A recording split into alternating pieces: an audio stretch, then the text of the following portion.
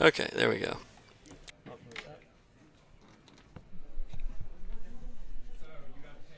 Nice. So we've got Jason here on the left. That's you. And that's Ryan.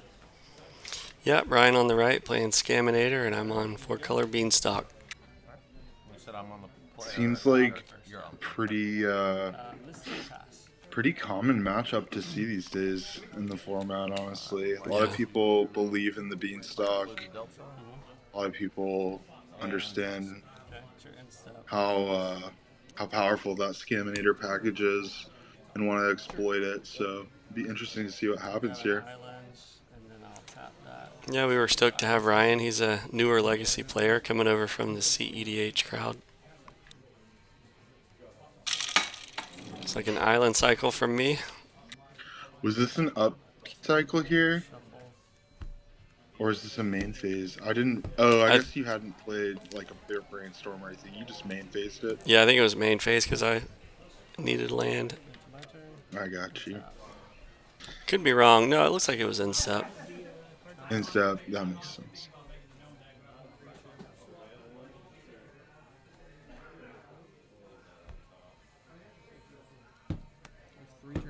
So you grabbed Tundra off of that, right? Yeah. We got the third land drop wrapped up there. That's good news for the control deck. Yeah, land drop's Cycle. super important in this matchup. Man, what a what a sequence they're seeing. I mean, it just goes to show like how impactful the cycle of commons was. Like first mana spent in the game on both sides, just cycling a troll, cycling lore interveiled. Yeah. Man, the impact has been huge. Yeah, the cyclers and then the surveil lands, really popular in Legacy. Strong. I mean, you're seeing, as we've discussed, at least Lorien revealed pop up as a 4 of in so many vintage lists, right? Yeah.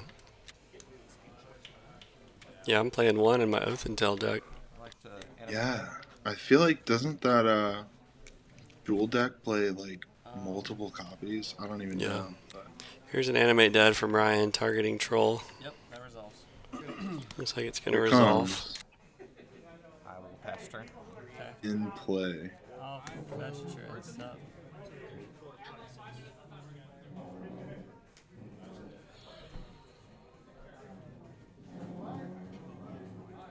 We got some more action here from you, Jason. Looks like you're searching out for a Savannah. Yeah, fetching it instep. Let's see if we got anything for this troll. Nice that you have mana open for days right now. It's like a big part of the package, and I think there's a lot of intricacy between play draw dynamics and how quickly they can get these fat monsters into play. Yeah. So Swords targeting troll. Ryan responds with a Force of Will. And I'm going to brainstorm in response while I'm safe from Bowmasters. And Force of Will resolves. It is countered. Alright, move to my turn. Okay. Swords is countered. Look at that. I'm not familiar. You can't read Japanese? Unfortunately. Miracle Trigger. Miracle says if it's the first card you draw, you can play it for its miracle cost. So this one, for 1 white, it says put all creatures on the bottom Looks of the like library. Okay. So we're just making sure. And I'll pay a white to cast it. Yeah, Ryan wasn't familiar with this card, being a newer player, and it happens to be in Japanese, so we're just going over how the card works real quick. I got you. Foreign language on top of new format. Right. It's a little tricky. Yeah. I got a Flooded Strand here. And I'll pass. Is that a 7th edition Basic Island over there, Jason? It is. Isn't it beautiful? And a culture. Alright, so Flutterstrand pass, and Ryan's going to ponder on his turn. Okay. Chooses not to shuffle. Play land for turn. Yep. Trigger. Getting some value on a Surveil land there. Hitting an Archon, it looks like, right? Yep, puts an Archon in the graveyard. Oh man, he has it all. Look at this. Tough spot. Looks like a reanimate targeting Archon. I'll lose 8. Mm. When he enters the battlefield or attacks target opponent, sacrifices a creature or planeswalker, discards a card, and loses 3 life. I draw a card and gain 3 life. You're good. Man, Looks like I'm Loam discarding at least life from the loam, yeah, from the trigger. mitigates the pain of the discard a little bit there. Yeah. Okay. Got creature. Cast Catherine. She's a 5/5 with lifelink. Yep, we got a Triumph of St. Catherine with the Miracle Trigger. Play. See if we can remove this creature, because if the Archon stays in play, that Triumph's going away when it attacks. Looks like we do have Ponder, so digging here. Really need I will. hit swords again. Quick shuffle. So right now, can't remember what your mana base looks like exactly. Would Leyline Binding off the top be castable off of a fetch? I don't know. It would not. So, Yeah, I don't have enough Would not, colors. right. I've only got 3 colors. so that's tough. We're looking for swords. Yeah, I'll pass. Okay. So Ryan's on tapping here. 3 mana available. Oof. And beats. Player tap. Just keep coming. 1, 2, 3. Sack a creature. Discard that. So this has a thing. When she dies, we exile her with the top 6, and then shuffle. She goes back in the top. So we're gonna do the Triumph trigger resolution here. Top your library. Oh, that's pretty neat. With a chance of recasting. So that's gonna get Exactly. randomized Exile it along with and 6 the top cards and a face down and card. placed on top of the deck again. So here we go. 6. And then I take 6, right? Yes. Almost in a spot here where you don't want to draw it, right? Yeah. Kind of hoping that it's not your natural draw. Really need to find removal here. Mm-hmm. It's the only thing that's going to get it done. I mean, you're at 6, so I'll then pass turn. Okay. choosing not to wasteland. Yeah, and I also probably should have shuffled there in hindsight, like you said, Good game. Game 2. to shuffle it away. Yeah, with the fetch there. Could have been slightly safer. Wound up drawing a land anyway, it looked like, so Ryan's going to get that one. Yeah, Scaminator takes game 1. Doing a little adjustment here, bringing things into focus.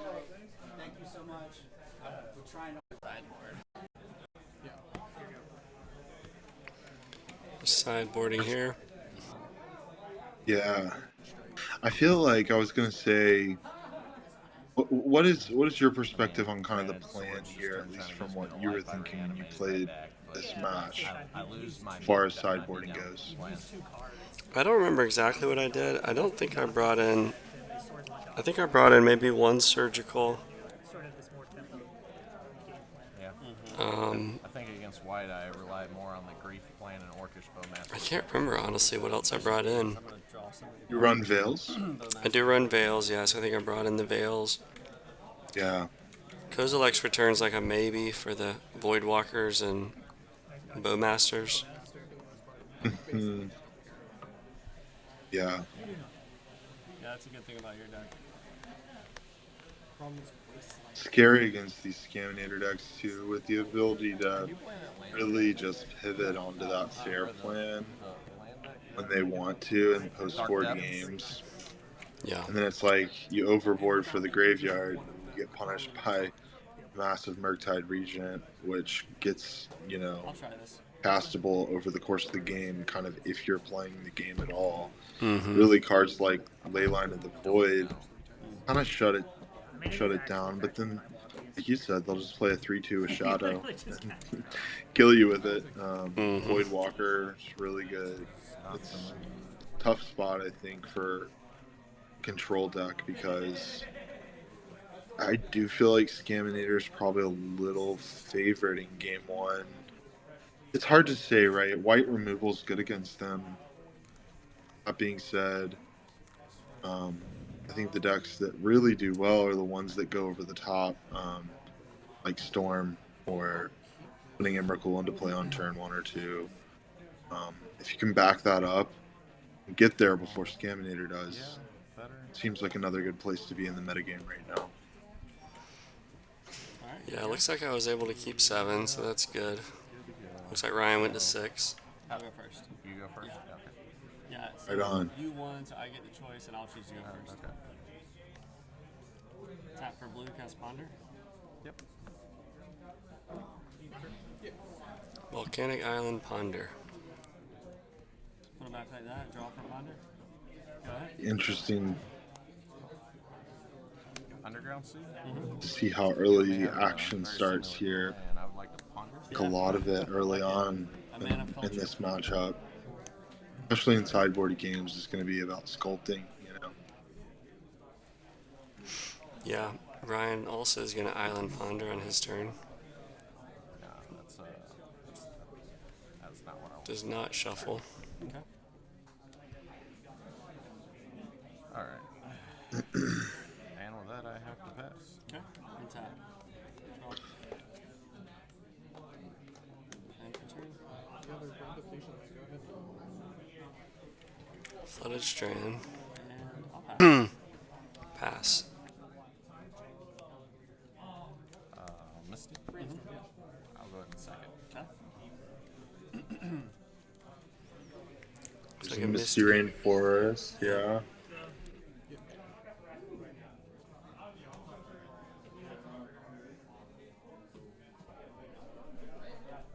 Seems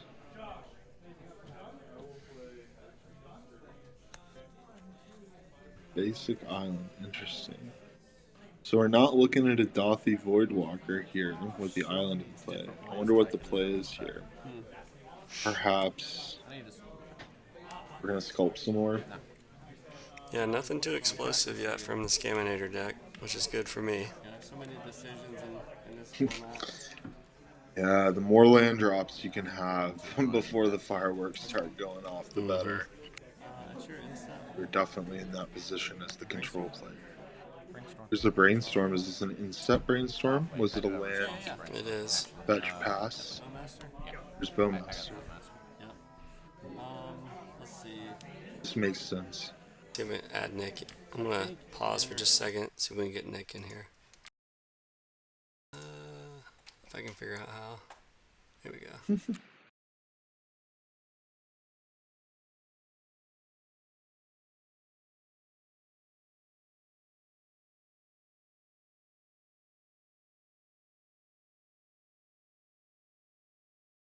Hello. Hey, what's up?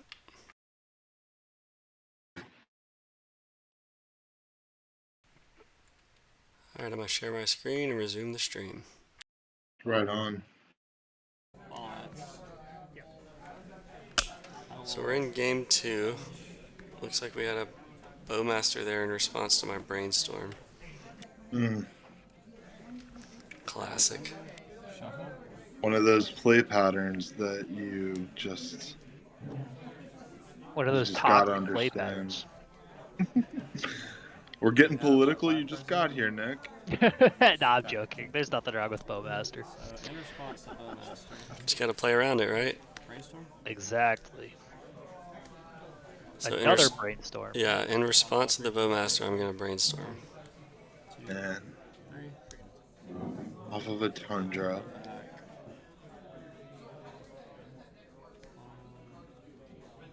We're digging hard here.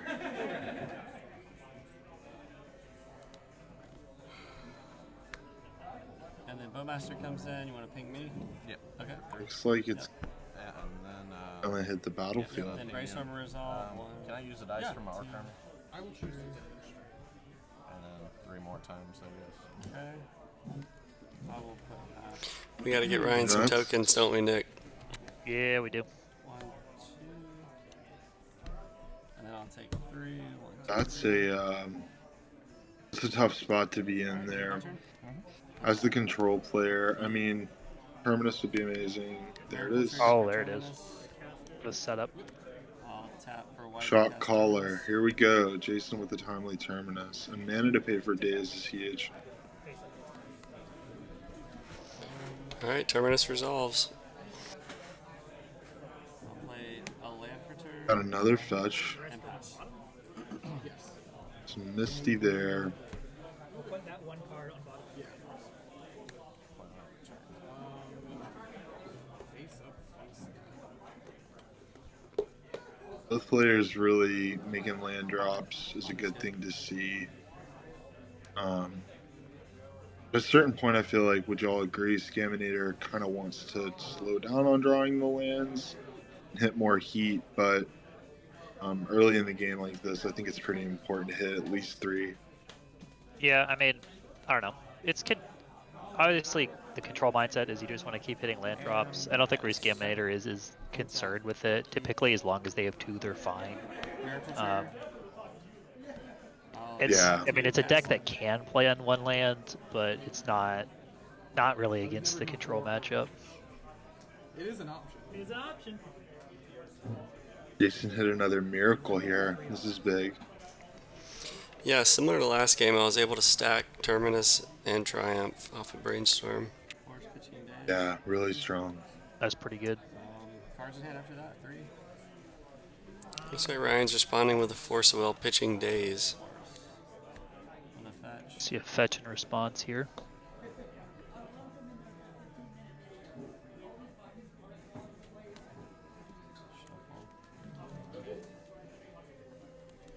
You have the Autumn's Veil. Veil Summer, yeah. Yeah, Veil, so yeah. Has Veil Summer. Ooh, Trigger draw.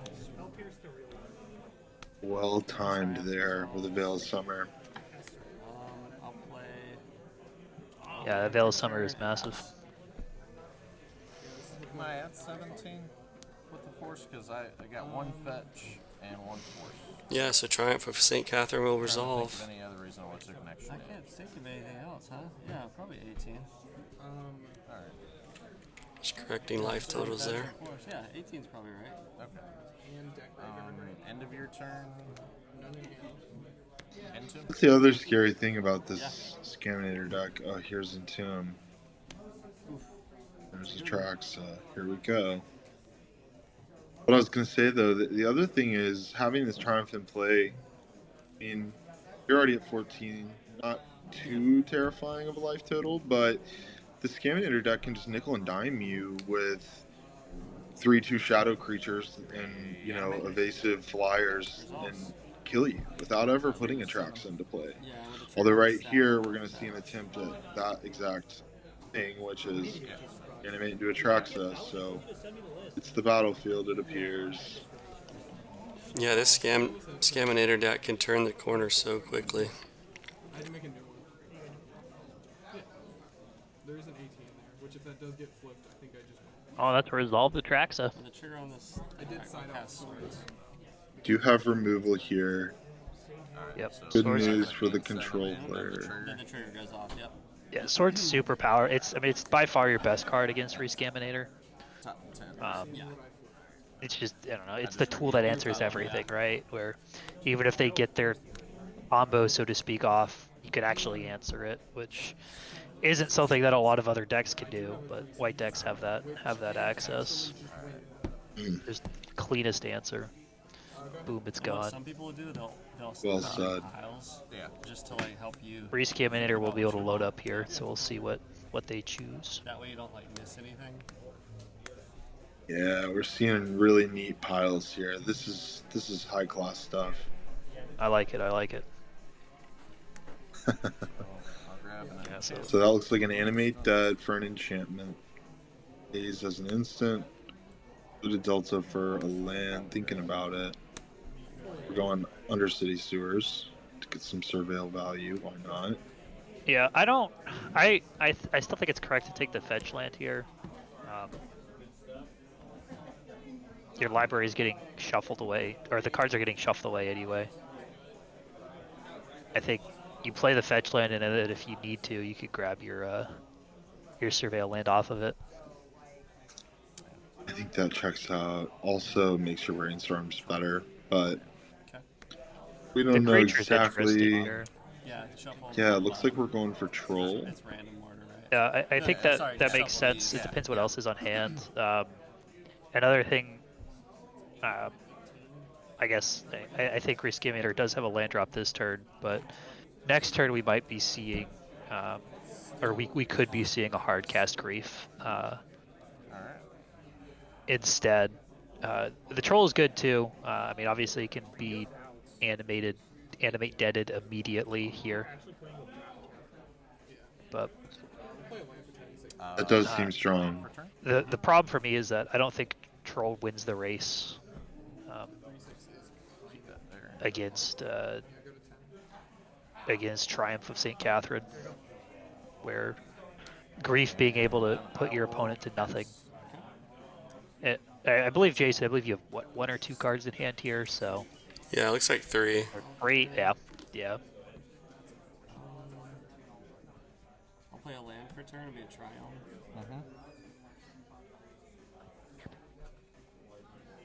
Looks like a Ketria Triumph. Zagoth. Zagoth A Triumph. Zagoth. Get the black in Altards. Have you seen him before? Yeah, he's the There's escape. Uro, Titan of Nature's He Rod. enters the battlefield. Uro he shows gains up to the graveyard party. card, and then he goes to the graveyard, and then you have to escape him. Exactly. Yep. Okay. And it looks like control deck's starting to pull ahead now. Draw a card. Put a land in. I have a response to the draw. The margins on these tempo-y decks are so tight, you know. Deleted every win condition. We have some Difficult to know action what's right. here. Yep. Okay. So we got a Bowmasters before this trigger resolves, which Yeah. I think makes a lot of Stem sense. is bleeding. And then with the Yeah. trigger back on the stack. still gonna get outclassed by this Triumph, and we see swords here before Bowmasters Yep. trigger even resolves. So good news for Jason there. Alright. And then I'll put a land in. And I will move to combat. Yeah, does he die instantly? Oh, sorry, you're right. Yeah, he's in the graveyard. Yeah. That's in the graveyard. Move to combat, swing 5. We're moving to combat. Hit show. I'll gain 5. And Blocking with the orc token. Yep.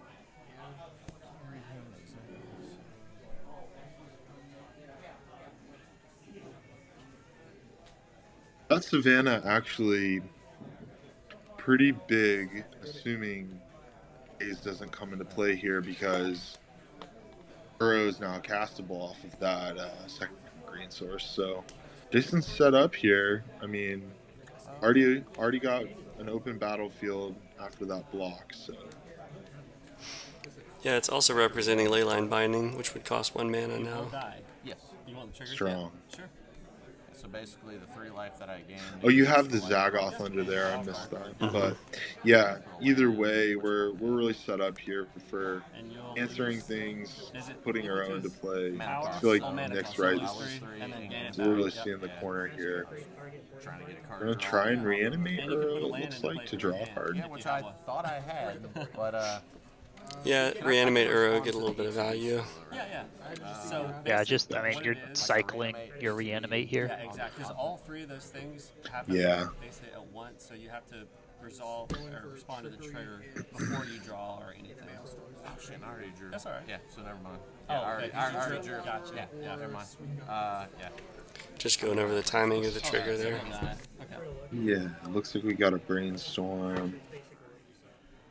Very low to the ground.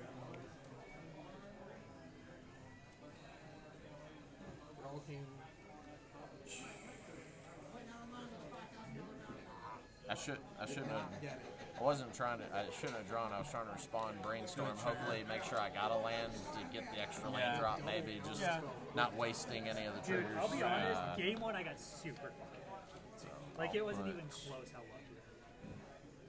The fact that I found This So is our. a spot like this, and then immediately Oh, go what do ahead, you, Taylor. what kind of hand are you trying to sculpt as the Scaminator player? The three, game one, I was able. About out I could options. have Go popped ahead. the double wasteland. And tap. We're having a good I save. feel like they're gonna struggle to remove this Triumph. There's no exile-based removal in their deck. Yeah, that's the big weak spot with that deck is removal. I feel like an Archon that can keep this Triumph in check is really the thing that needs to happen. Or Gigatrax, you've got to go off somehow here. Does something, but it doesn't do near. Here's a Force of Will on this Escape Duro.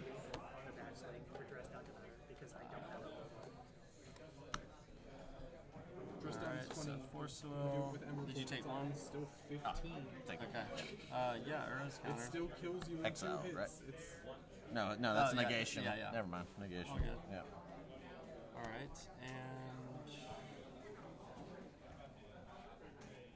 we will. So it looks like Force worked. Oh, of course. Yep. Keep drawing cards. really Keeping Arrow at bay at least for a minute here.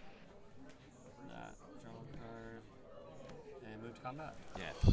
Ponder, no shuffle. you just have so. I'll gain 5 and I'll pass. And your turn. Life gain on Catherine is huge. Cycle and swamp cycle. Yeah. Resolving the swamp You cycle. got a first. double cycle here.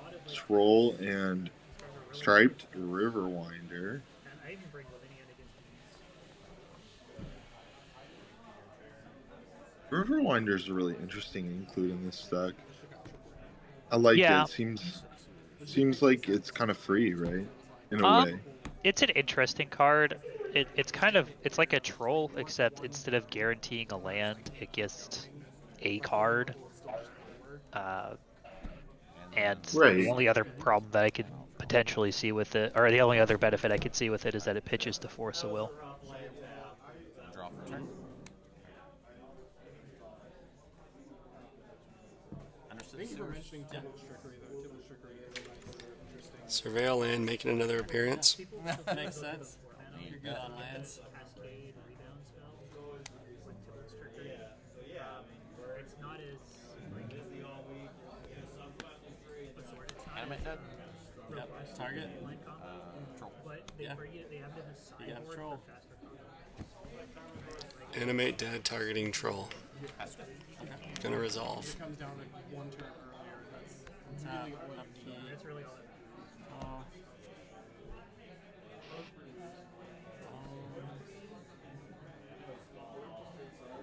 Also, not knowing the matchup was interesting because the whole time. Really what you've been missing in these games is the Beanstalk. We're going to see it right here.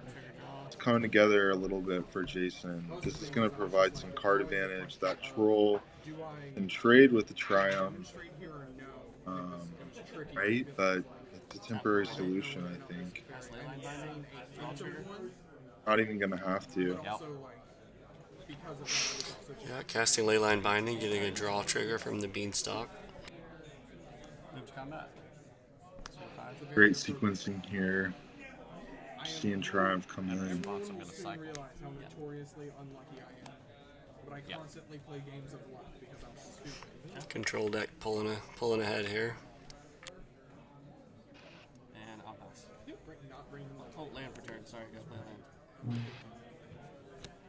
They stopped some shenanigans, but I think I'm against those specific. Land. Fetch 7. It was great earlier against L, just because like I don't think. it's very. Anything that stops your combo is kind of. Yeah, I mean against L earlier, it kind of happened. I only brought in 2 lane lines and I had 1. Yeah, I don't know how many outs Scaminator has to this at this point. Yeah. Yeah, it gets tough when you have a big creature. The removal's not great. When it Hey. just happens to stop the channel the very Cast first another Beanstalk. is when it just full stops. There's another Beanstalk. Here's a Bowmaster in response. I think this is a little trivial at this point. We have Force anyway, so what's next? Oh, nice. Another Another one, wow. Bowmaster. Yeah, that resolves. I take one. So now it looks like both of you are If I'd top have decking, enough although there's a forcing beam this one, trigger. So this trigger will never resolve off your first draw. Like pretty comfortably. And then on the Just third discussing the This timing will here, it trigger, looks you'll like. get one draw off So that Beanstalk, he's on the stack. one draw off that Force Beanstalk countering from the first your, Bowmaster, second Bowmaster on top of from the Force. force. Yeah, here, let's line it up. Seems to be One, two, what's three being damage. discussed. So it was this, Yeah. then this, then this. Order of the draw trigger is very relevant. Right. Yeah, so when you So you so you get, cast the Beanstalk, Yeah. so that's gonna be one card draw. It's not even that. It's just that yeah, sometimes after because this guy will resolve. I think he doesn't Yeah. have it. So I think you'll only you'll get a total of 3 triggers. Yeah, I think. 3 triggers is not enough. Not enough. Yeah. It was just sandbagging. Well, So Ryan was just deciding where he wanted to place his damage triggers here. I see the card placement in your hand. I'm like, he had it the whole time. What is it? Come on. Okay, so she'll take 1 I think damage. there's only so many cards that are relevant against you. it'll end up being a 3/3 with Exactly. Yeah. So with that trigger, so it'll target her, Yeah, target her, and then force the will. trigger will target her, Well, force the will is going to resolve, right? Yes. Targeting that, targeting us, and then you get the I have a Beanstalk draw trigger, trigger. Yep. which will put 1 more damage on her. Okay. Yep. And that goes to 2, and then Draw from that Beanstalk. Beanstalk resolves. Draw from damage that. 3 damage there. Yeah. Okay. So 3 damage placed on Catherine and a 3/3 Orc army created. Yeah, that's a weird deck. Especially for me. Because it's like kind of controlling. Only control is actually a pretty decent matchup for me. Just because, especially if I think they don't have Teferi, or I know Could they let don't me have have Teferi. double Orcish Typically, Bowmasters. Yeah, you should that was demonstrate pretty great technique good. twice in a row. They don't have all 4 force of them. Back in the corner.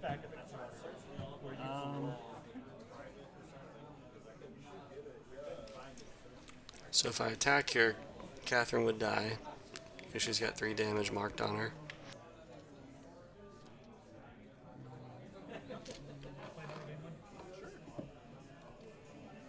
Fetch. 29. It's relatively quick. Either I get Mystic there or I don't. Sanctuary. Trigger. I will Again, the put first game was insanely good. Like, I needed both forces. Swords to Plowshares back on top. Yep, 1 card in hand. Mystic Sanctuary, gonna put Swords to Plowshares back on top of my library. That's my troll. Oh, okay, gotcha. I can still Yeah. do this. Wasteland, I can still do this. Second Wasteland, I guess it'd be still better do if I this. put it here. Yeah, just flip it under. Yeah, I like sideways. Actually, we'll just put it under here. Yeah, put it under later on. I'm gonna put swords on top, Yeah. Fair. and then Escape Arrow. escape arrow, green, blue. It's weird. And then I'll get Alright, we're gonna escape draw Uro. triggers from your Beanstalk. He's only 3 CMCs, but you'll. Oh, is it yeah. is it CMC, not Yeah. power? Yeah. Okay. 1, 2. Oh, that makes sense. Force. No, yeah, okay. So I think being able to just have access to that. Okay, so trigger. I'll gain 3. I'll draw a card, and I'll put a land in. And you have a trigger. 7 later. What you want to target? When you To be fair, your deck is like 36 lands. Target her. She goes to 4. you only need 3. It's 36, you only need 3. The fight. 3. The colors can get a little sticky sometimes. Quite an eventful turn. Last turn. Yeah, There's a couple times that I could lots of stuff happening. have had a different combination of lands. I mean, that's why I always like prioritizing wasteland. Yeah, no, Wastelanding the red, every time that you did it, Looks like Ryan has a Brazen Borrower in hand. during both of those, because the That's a thing good last card to have. Yeah. creativity is the only Oh. Yeah. yeah, blue is kind of potentially blue is the better, especially in the control matchup, because being able to flash in Sakashima's imposter on you, Yeah, I mean, I'm just kind of stuck. especially if it doesn't sack The Orc is a 4/4, is that right? Army? It is, yeah. you to do it on you. Gotcha. Combat. So Ryan passes. Trigger. It has flash. Is that on attack as well? Yeah.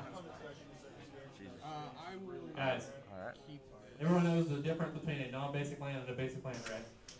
This is our local FNM. We've got the non-basic land from the box. Outlaws of Thunder Junction draft going on behind us, so you hear some of the background excitement. Everybody dressed up like cowboys. Island, swamp, You want to target plains, me or? swamp, all that stuff on the top. It's I not love it when the LGS is thriving. Yeah, there were a lot of people out. It seemed like That was a huge turnout for draft or for We're 4 blocks. sealed. yeah. I like seeing that, man. Actually, It's, no, let's move blocks. first of all, it's just good for everyone coming out of some darker times the past few years to be able to get together and Let's enjoy this great game. move through the phases first. And also, it's more people to recruit to Legacy. So, Heck yeah. True. Trying to bounce. Yeah, I was trying to bounce later. so it looks like we're trying to bounce the leyline binding. Yeah, moving to Oh, combat, man. he's gonna cast Petty Theft, targeting the leyline binding. No, let me think. Looks like I might have a response here. I'll cast swords in response to the. Yep, so you gain 1. And then in response to Brazen Bar, I'll hard cast Force of Will. Force of Will. This should get the concession here. We're gonna draw our cards for good measure. And move the block, so you're going to block there. Move to damage. Get ready for pairing. I think. Take I guess he's technically at 2. I don't know what he could draw, but reanimate maybe. So Catherine will trade with the Orc token, shuffle back into the top 6.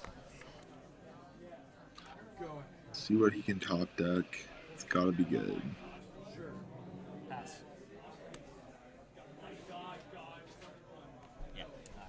And it's a land. Alright, game 3, good game. Alright, heading to game 3. 8 minutes. Hey guys, Wizards. Can I just show you my hand? I mean, you can. This is. Jesus. Grave technique. I'll choose to demonstrate. Actually, playing a game.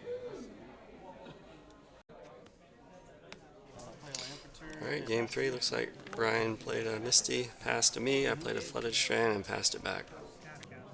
Targeting. One of them. And then force, And pitch, then, force. why am I even doing this? I'd like to swamp cycle. Oh, yeah. Sorry. That's good. Looks like a swamp cycle at my instep with a troll in the graveyard.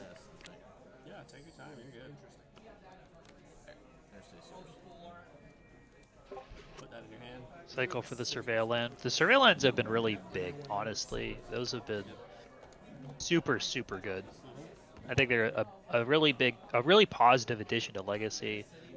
It makes the format more accessible, so to speak. Just, I mean, a lot of decks will cut dual lands for them, right? And you take, 1 or 2 duels out of a deck, all of a sudden that's $500, $1,000 that you're now able to And I still think I might lose. save from what you would have had to purchase otherwise. Yeah, it's a good point. Value in multiple senses, right? Yeah, I mean, it gets more people into the format, and it's just fantastic card to have. Yeah, it's a good point. After it resolves. No, you counter it. You counter the real one. Yeah, Okay. huge addition. I mean, I have personally 2 decks No, I'm not a hateful. paper that each run 2 of them. I mean, that's huge. That you're right, Nick. That's a lot of money, and it's just the cool play patterns. Opens up interesting things with cards like Worldly Tutor or Echo of Aeons or Uro. It's just all upside in every way. Yep. I think I always do here because I know you're not playing. So Ryan's evoking a grief. I'm going to respond with a Force of Will. Reanimated grief. Got it. You're forcing an evoked grief. That's a bold strategy. Yep. What are you protecting? Let's see if it works out. So he's going to reanimate grief. I'm going to fetch in response. Oh, It does stop some level of. Oh, sure.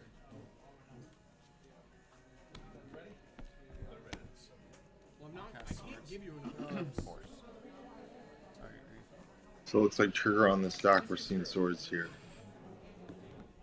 There's another force we're calling a judge now. Damn. Oh yeah, no. They found my. They found my. So I think I spent 4 cards for that interaction, and Brian spent 3. I don't like that play. Yeah. I think you let the grief hit the table and then swords it before reanimate is cast. Yeah. He strips a card. Basically, probably he strips Ponder, and you still have Force Will in hand. Or I guess he would strip Beans, and then you'd still have Force Will and Ponder in hand. Or, you know, Right. and then you have the Force to fight over his Force if you really need to. Mm-hmm. But I think forcing just an evoked grief is never the correct play. Swords to plowshares. Yeah. Makes sense. Yeah. 9. I am at. We'll see what rebuilding If it looks pays like off this here. time. Lamp return. Yeah, we'll see what rebuilding looks like here for Jason, who looks like he's got one unknown, Loam, and Strand in hand. And Animate dead. got a grip over here from Ryan, who's casting an animate dead. Scary. Here comes the troll. Esther.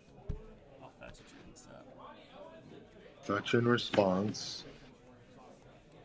The thing is, right, is it's the same logic between forcing Thoughtseize. You never really force Thoughtseize because it's already taking a card. You don't want it to just take 2. Yeah. Makes sense.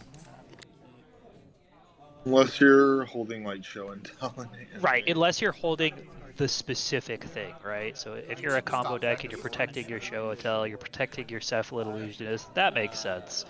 If you're protecting, you know, Flusterstorm against a Storm deck, I think that can also make sense.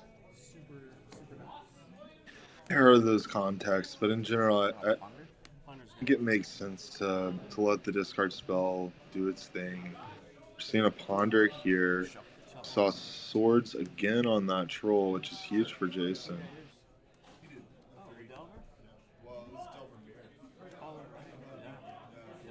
Free information. I'm basically playing Delver.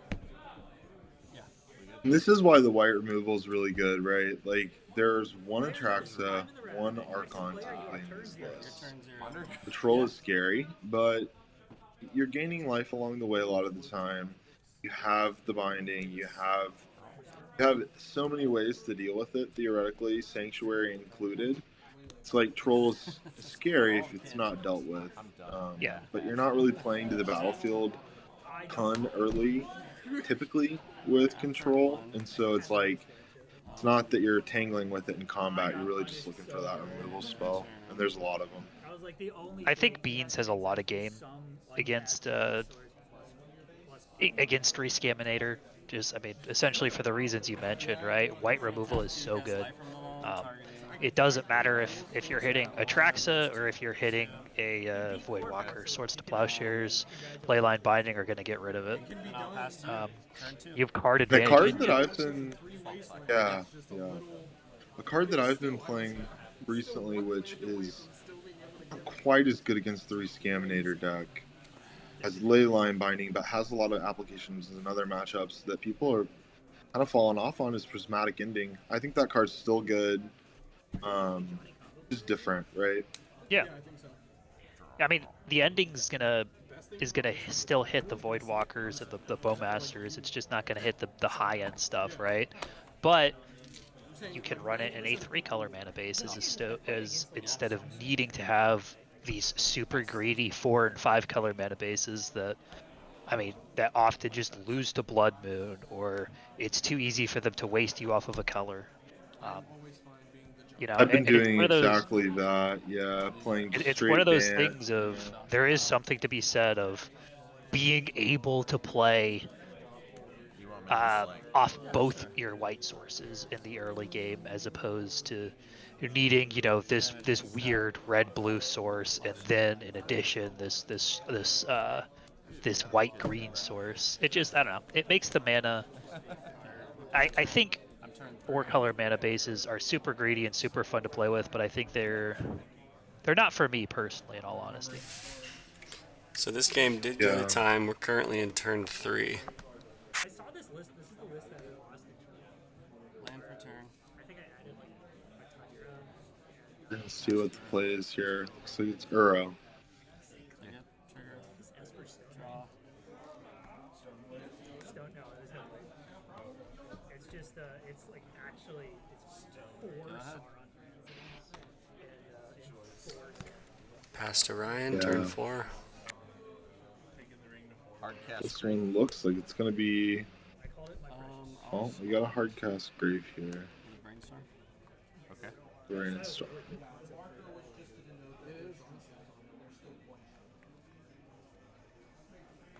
Like I never considered just jamming the 2 playable legacy playable cards. Just like we're gonna play all of those now. This is the strategy. Oh yeah. I'm not gonna put Quarrel here. How many turns is it after? Next turn's gonna be my turn. So this is gonna be the draw. And then I'll reveal Ura. You got a You grief. theoretically could run Quarrel here, but like, Alright. what are you doing? Pass. What are you doing? It's a draw. Terminus. Okay. Yep. There's And the that's decision. gonna be the game. Yeah, turn 5 there. Good matchup. There's the tie, I Seem- guess. My bad. I forgot we were in the turn. Alright, end up. Yeah, Yeah. Good game, that though. was fun to watch. Yeah. Yeah. Shout outs to Ryan too. Really played really Alright, let me tight fill there. up the rounds, Newer and then player to the format, and Yeah. love seeing growing interest. It's really it's not as intense as people make it out to be. It's intense on the wallet, but you can proxy. So Yeah, exactly. For some of the first Legacy games, those were pretty good games. yeah. Yeah, and, Ryan doing a great job with the deck.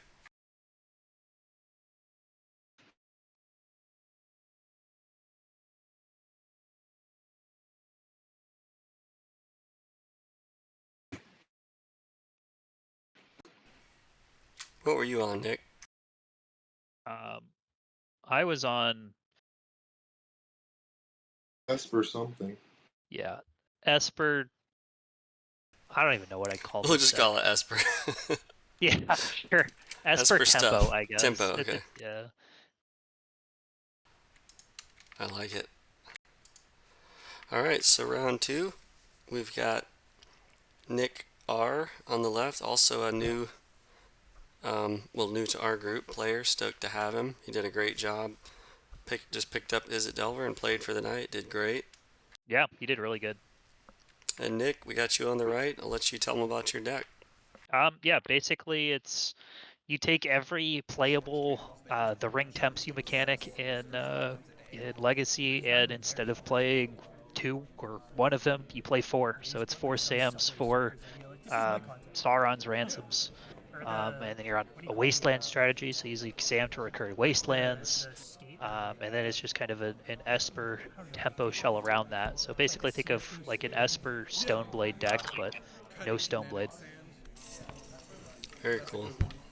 Very satisfying. Nick, you actually finished in first place for this event. So great job. Were you 3-0? What? Yeah, Nice. I was. Spoiler alert, I guess. Yeah, what are you doing, Jason? Cut that out. I gotta work on my production here. Yeah, get that arrow. Yeah. Right. Nick on the left is a long-time Magic player, so we're really excited to have him join the Legacy crew.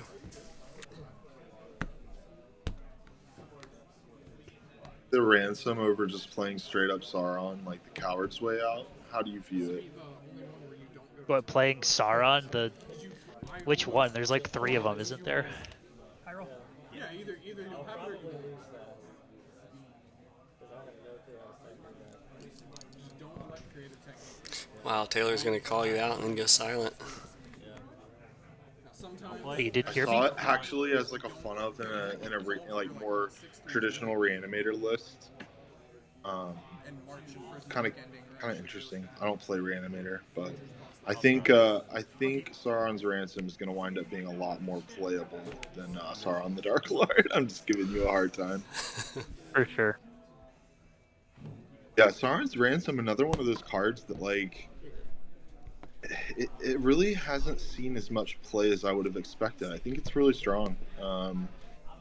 Provides a lot of it provides a lot of mid-game reach, I think. I think it plays a reasonable amount, or it gets played a reasonable amount, in all honesty. Yeah, you think it's appropriate how much it's played? Okay, go ahead. Yeah, it's an interesting one for sure. It's not.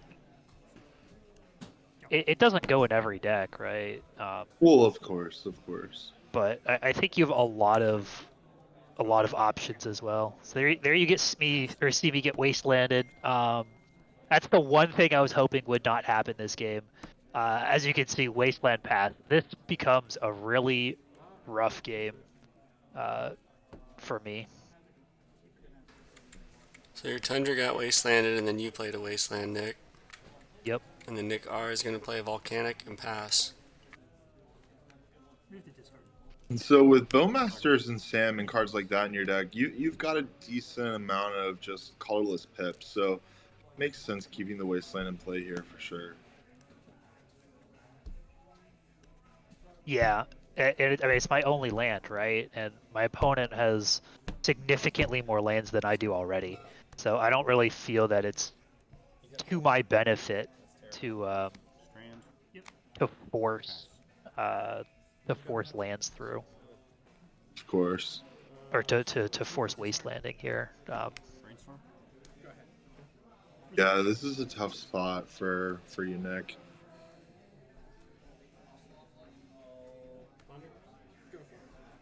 We're gonna see what looks like an instep brainstorm, I'm thinking. Yep. You see another land go.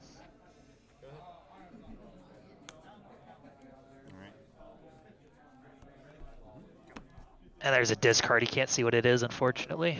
Looks like I wasn't paying much attention to where the camera was. Well, your producer didn't set the camera up very well, in your defense. I'll have to talk to him about that. The director of photography, we'll have to counsel him. Keep it on the camera, boys. Keep it in frame. Another Volk here, so tons of mana to work with for this Delver player. Still no clock though for the Delver player. Not That's ideal. the one thing keeping me in this is no clock. Yeah, I mean, if this hand had produced a flipped Delver on turn 2 or even turn 3, Game would have been over. Yep. Yeah, the game would have been really tough. There is a threat. Here we go. There's the first threat that we see the game. And he's, as you can see here, Desperation, Force of Will on the Delver. Well, You'll see a spell pierce back. Cannot pay for Oof, that. blowout. Absolute blowout. That's rough. There's the land, but it might be... Well, we'll see if we got white removal of some kind or a Bowmaster to take Imagine this guy fighting out, over a 1-mana 1/1 in the year 2024. Yeah, exactly, right? So we see no flip here. That's good news for Nick. And there you see the third land I've played this game. That one was massive, keeping me in it. There's a baseland. That's annoying. We'll see what kind of basics potentially you're working with, or if you even go for a basic. That wasteland becomes interesting, right? Because all of a sudden it's... So I had a salmon hand here. I remember that much, and so I was like, all right, I can actually do something now. But if I tap my wasteland, it gets wastelanded, and so it's if my Sam gets dazed after that, then I'm basically out of the game again. Totally. Super interesting cat and mouse, and you can really see me thinking. End up doing nothing and passing, or end up doing nothing at the end step, drawing a card and passing. So it's the wasteland has really constrained my options here. If I was my opponent, and I told him this after the game. I would have wastelanded my wasteland immediately. You see me struggling, right? You see the blood in the water, and you accept the 2-for-1 on the land trade here. You accept that I take out a volcanic on the way out, but you still have 3 lands, so that should be plenty as a Delver player. So Here's now you Swords to see a Swords to Plowshares. Plowshares in response to the draw, or in upkeep still before Daze is drawn. Again, just so I don't have to tap that wasteland.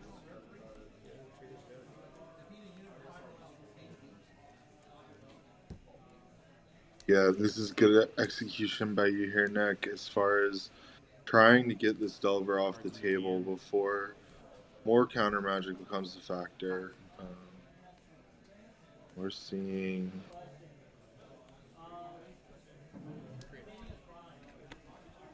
cut here. Cast. Looks like did the swords not resolve? So the stack is that, and then this resolves. And then I don't know. some more cascade triggers? Cast Brainstorm. The boarding party is Rainstorm. You have another boarding Oh, is this on top of swords? I believe so. I believe I just put it in my graveyard on before counting my chickens before they hatched. Yeah, it looks like the brainstorm is in response to the swords.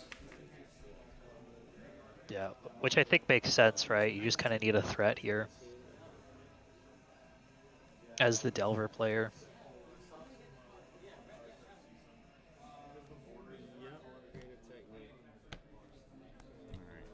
Exile again 3. Looks like it's gonna work. Lets it go. So yeah, so we got 21 to 17 here. You're feeling actually, I mean, things could be a lot worse for you, right, Nick? I mean, we could have seen a Murktide by now. We could have seen ERC chugging along this whole time, and really just the single Delver was the only thing you've had to deal with, which struggling with these lands and multiple wastelands in play now. Glad to be in the position you're in, silver lining perhaps, if anything. Yeah, I'm lucky to still be alive at this point.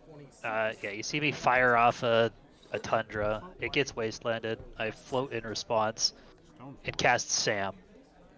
So Oh, here we this go. lets me pick that back up, and as you can see, still not willing to tap the wasteland here. We are in a position now where Delver players use 2 wastelands. One is on the third one's on the battlefield, and we got one more hiding out in the deck somewhere. But being able to rebuy a land there, pretty big. For sure, for sure. The ring is now tempted Nick. And Lightning Bolt's going to take care of Sam. Go ahead. Sam is gone. The ring's on 1. Sam has succumbed to the fires of Mount Doom. As you can see, Wasteland. trading Here we wastelands go. there, allowing me to get a stable Tundra up. As you Good. mentioned, there's only 1 wasteland left in the deck. So In hoping the to Delver fade deck that. at this point. Got a brainstorm here from Nick. Yep. Don't see any black mana, so comfortable to go for this. Yeah, it's interesting to think about Delver builds right now. I think it's always nice to see a metagame to me where Delver has flavors and where Delver is not just dogging the format at like 20 or 30% or higher, you know? It's a Sure. good place to be, I think. And this is just straight Izzet Delver, which, as you can see, is running multiple basic islands, which makes sense in a metagame where Wasteland's really prevalent, which I think it is right now. So I can see Izzet, I can see Grixis, their arguments for the Questing Druid teamer variety. I believe that's a March of Otherworldly Light that's revealed off of the bauble. We're going to see End step Bowmaster here. Bowmaster. See me finally get a black source into play. So now And a you know basic, yeah. it's an Esper deck that was not apparent before. Man, this guy on the right has great taste in basic lands. As does the guy on the left. It's really some high quality stuff here. Probably the best way to do it, if possible. If you don't, Bolts? if you dodge wasteland, Bolting the Bowmaster, response to his trigger. Maelstrom Wanderer. Full fourth will, pitching Murktide. 2 cards Thought left. process here, I this- believe, is my opponent hasn't really resolved a threat. I know that their best way out of this is cantrips at this point. And keeping It this looks like- this Bowmaster on would be big for that. If I can force more interaction out, then I'm happy with that exchange as well. Days. It looks like days, but the ability to pay here, I'm gonna kind of neutralize that. We see another days, perhaps. Yep, That makes second sense. days. Yep, that'll get it. So that's gonna kill the Bowmaster. A good exchange there, ultimately, for the Delver player who has no threat in play and wants to cantrip into threats. I think you got to do that, and you have so many lands in play. Those days are dead in a turn or two anyway. I can tell you, I was happy about that too. Murktide. You know, forcing out or having my opponent use 2 cards in their hand, I think was worth it to me. So pretty much trading a Hymn to Torok for a Hymn to Torok. Yeah, one of those exchanges that's just in a game like this where you're fighting over resources and land drops. It's those plays that kind of have to happen, and heads up players on both sides here in general are going to be able to make that call and say, like, the state of the game we're in is a state where everyone or every turn is a jockeying kind of like who's going to pull ahead on lands, who's got the onboard threat. We see land parity now, which is pretty big for the Esper player Nick here. Yep. Another land Only drop threat on the with no board is that threat. orc token. Yeah, One. and it's Go. chipping away here. Both Life players totals- still very healthy. Yeah, life totals are high. I actually, thinking back on this game, I believe I kept a triple Swords to Plowshare's hand. Brainstorm. Results. And we're gonna see a brainstorm on top of a brainstorm. Fetch. Fetch.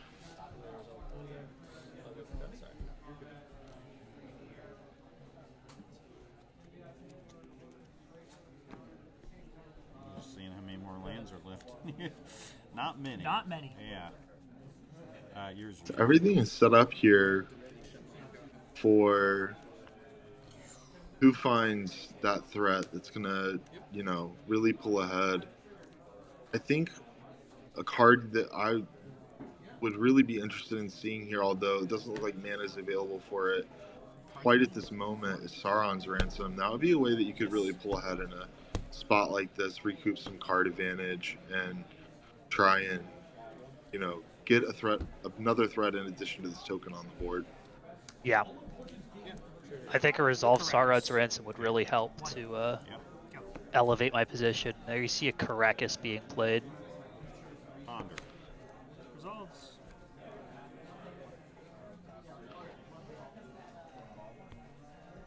I know you got a bunch of Delvers and DRs. Green depletion.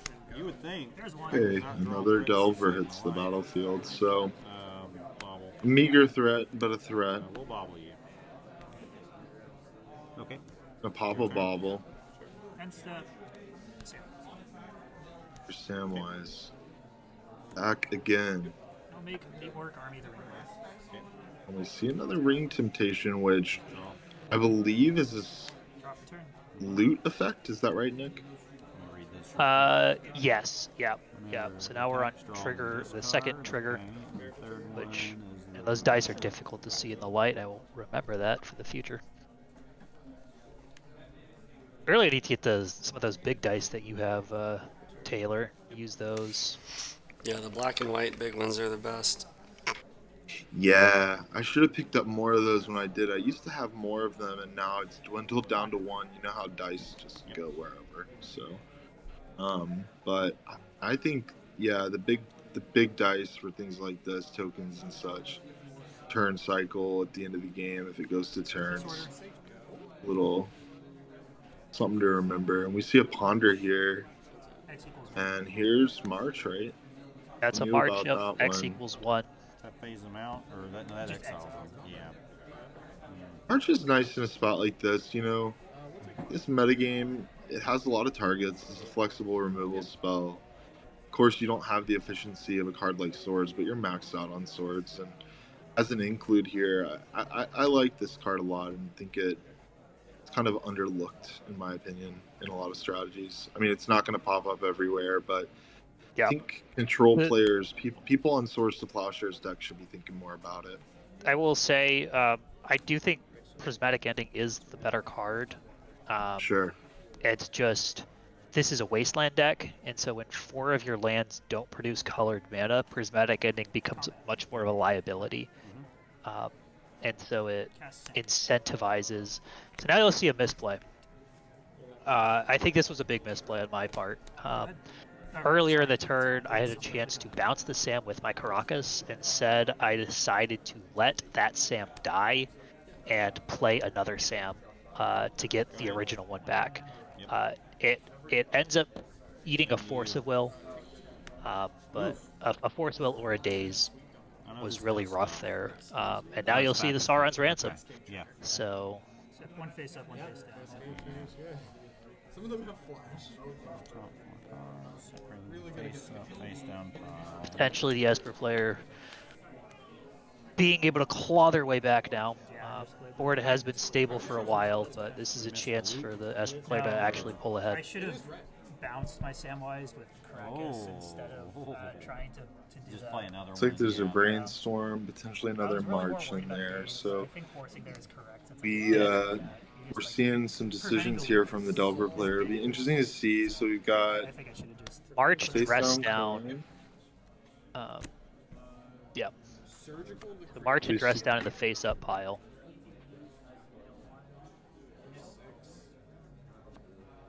This is an interesting spot. I think I like that. I like that pick there. Dress down really doesn't have a lot of text versus Delver, right? It's just a force, but like turns off DRC for a turn. But I think we're looking for something a little better, and Nick chooses go with the face down pile, which was, I believe, Force Brainstorm. Go. Yeah. In your upkeep. It's basically, is March good enough? March is a removal spell, but as you said, dress down, not a very good card for this matchup. Cast.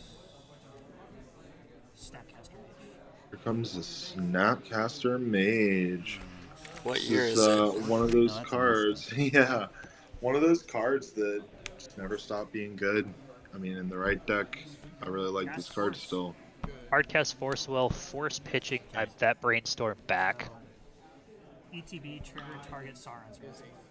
And we're really seeing the value Snapcaster Mage. We got a big fight over it, and now we got a flashback ransom. And that's going to be huge because I think the Delver player's on empty now. Are they top decking? I believe so, yeah. So Looks yeah, like they you have see one the card second in ransom hand. of the game now.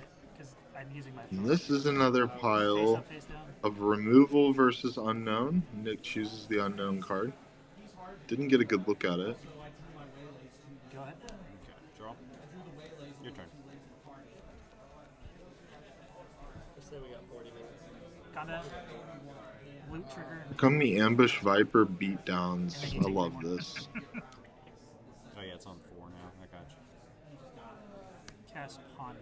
Get him. And here's Ponder. Ponder. Yeah. Love the art on that Ponder, by the way. Great. Go ahead. It's heady. Murktide. Oof, Murktide off the top.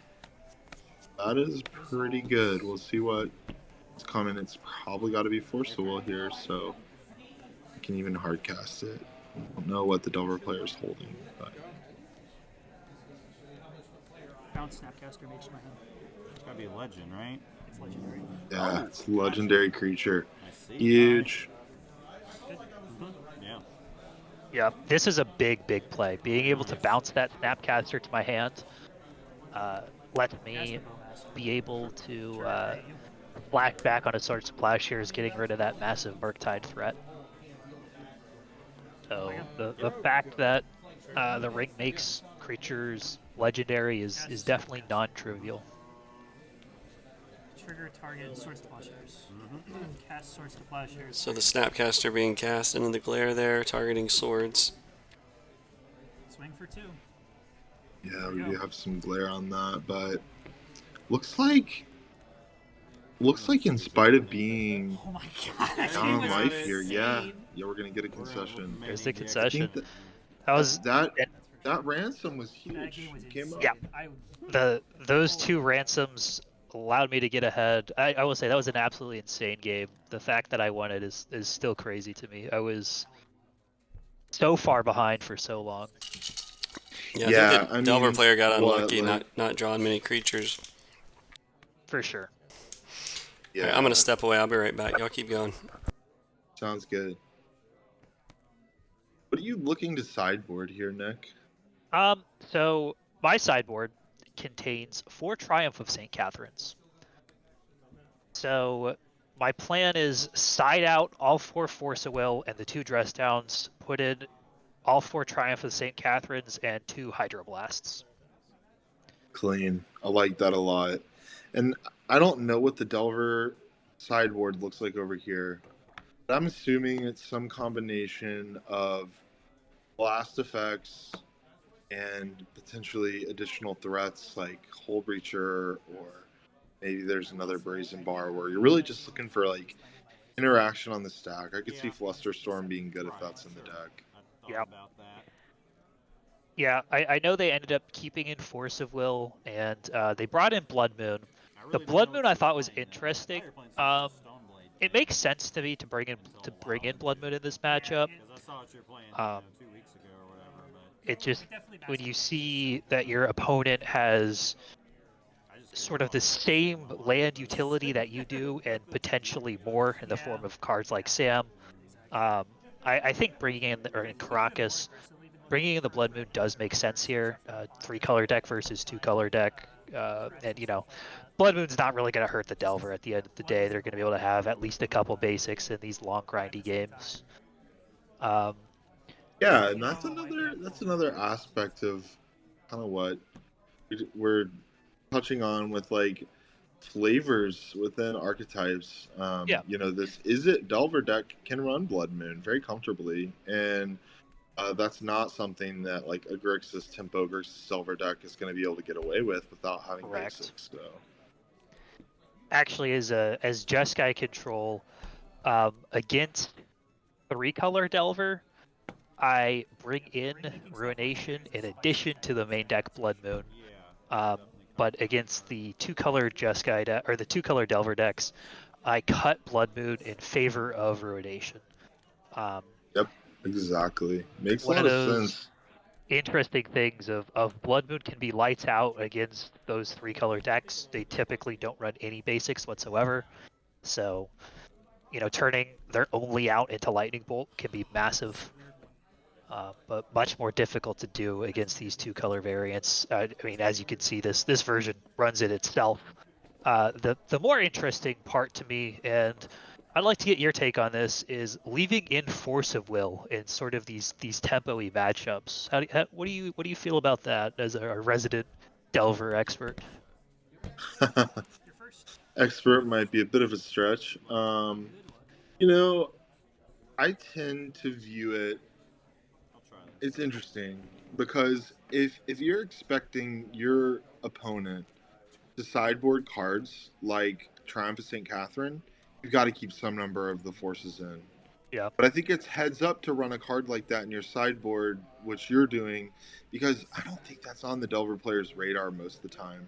So it's tricky in this spot because it's going to probably turn out with 4 Triumphs in the deck that he's going to want some number of hard counters. I mean, Daze is not going to cut it when, as we saw in Game 1, you can play around it. A lot of the time, even on low lands, you just refused to really open the possibility of a Daze punish up. And so in this specific spot, I think I shave maybe 1 or 2, but I don't know if I go all 4 out as the Delver player. But of course, he doesn't know that you're doing that. So there's going to be a spot in this game potentially where Force would be nice. Typically, I do like boarding down on forces. I will often, in Delver Mirrors, take out all 4 forces. If they present some sideboard card to me in Game 2 that, we're going to get a Game 3, and I'm like, okay, that sideboard card is really hard to deal with, whatever it may be. You see Maddening Hex, you see Maddening Court of Hex Cunning. cards like that, sure. Sure, but in general, without knowing that there's a juke involved, I do like boarding down on forces a lot. And I like boarding down. On depending on the matchup on days in some number, play draw dependent, but Sure. don't like days on the draw in these tempo matchups that much either. It has applicability, but you really do not want to get into a situation like we saw in that last game where you're top decking and your top deck is the days and you're looking at a bunch of untapped lands. So there's push and pull there. So yeah, we're a couple turns in now. We've seen a couple threats being played. One of the Darcys has been pyroblasted or hydroblasted rather. Looks like there's still threats on board for the Delver player. No threats on board for the Esper player. And this is the recipe here. If you're playing from the Delver side, you're trying to get out of the gate fast. You are the beat down against the swords deck. So yeah, Looks like a Bowmaster here. Trigger targeting Darcy. The Bowmaster, its resolve trigger is targeting Darcy. You'll see a lightning bolt on it, and it's surveil trigger now. good use of the bolt. Looks like it resolves, and so we're gonna see an orc army left on the battlefield and untap here. Flips the Delver. Delver flip is confidently. big here for sure. Yeah. Being able to force that pressure in. Definitely where you want to be as the Delver player. Let's waste your scrub. Wasteland on the scrub land. Nick, is this land a meticulous archive, your untapped land? Yes, yeah, it's a meticulous archive. Got a little bit of surveil value in the earlier turns. Yeah. Nick is our resident purveyor of very cool alternate art magic cards. I like foil cards, what can I say? I don't spend my money on much, but foil cardboard, unfortunately, has a place in my heart. We're gonna see Samwise here. Looks like there was a fetch before the Samwise. There's a fetch for an underground sea.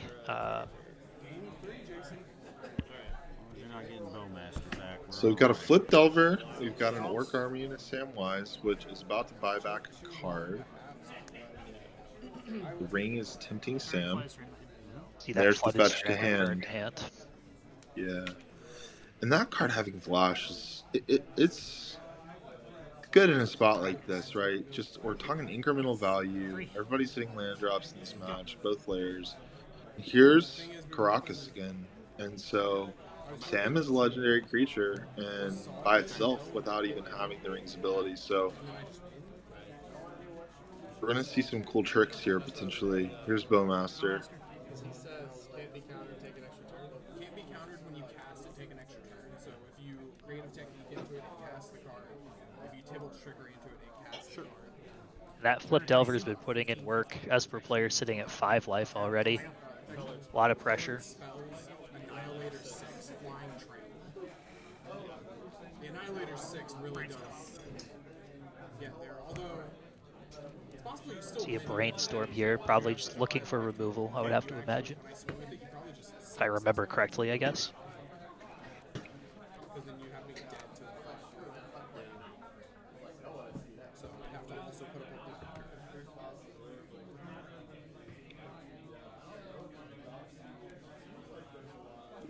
probably would end up happening. These two I back. wouldn't be able to. You wouldn't be able to swing. You would sit here and stare at each other. But I don't know if you have a way of getting rid of them. Right. If it's broke colored spells, I don't know. I think you can, but it's really weird. You have 3 cards in hand? Looks like we're thinking here over this cantrip, yeah. Yeah, it's an interesting one. I can see wanting to fight over it. I don't necessarily think you want to. Just, you're already sort of in the driver's seat, right? But I get, wanting to sort of close the door. And so it is definitely a question of, is this the way I close the door when you're sitting there as the Delver player? Is this where I use my interaction? Because sometimes it is, but most of the time it's not. It's always been a really interesting, I think, point. Do you counter the brainstorm, so to speak?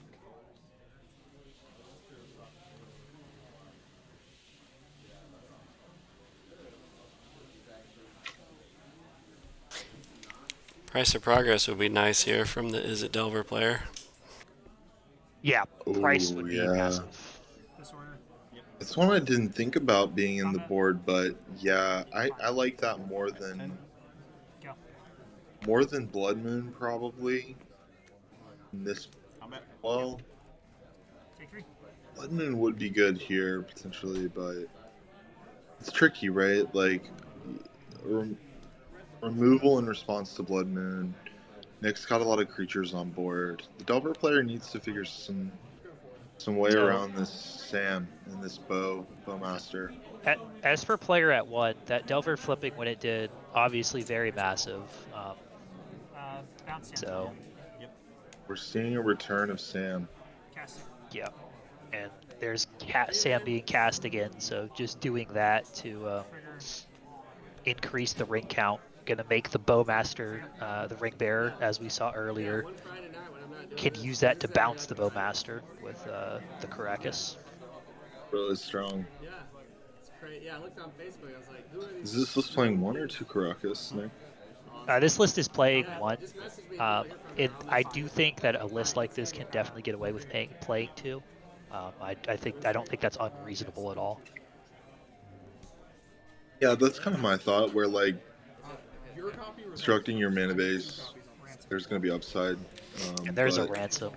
Here's a Leaving Sauron's bunch of ransom white from mana Nick. up.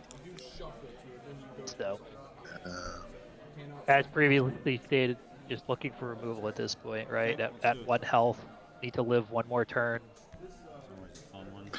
Yeah, it's a Opponent. precarious spot. This has been a really good game 2 here. Yeah. Margins have been very tight on this one. Oh, tough choice. It looks like. Wow. And you'll see me take the 1 land and the 1 card and it's a land, which I think was great. But so Yeah. I think the Delver player did a really good job of stacking that, determining that my opponent needs a card specifically. I know these 3 aren't it, and now you'll see the concession. So. Wow. Well played from Nick R there, just picking up the deck and playing it at the FNM. Yeah. I Yeah. did not find. That's a classic Delver play right there. That was great. 9 minutes in the round, guys. Now we go to game 3. You see the Esper player on a mold of 6, it looks like. Sorry, the Delver player on a mold of 6. I will choose to demonstrate.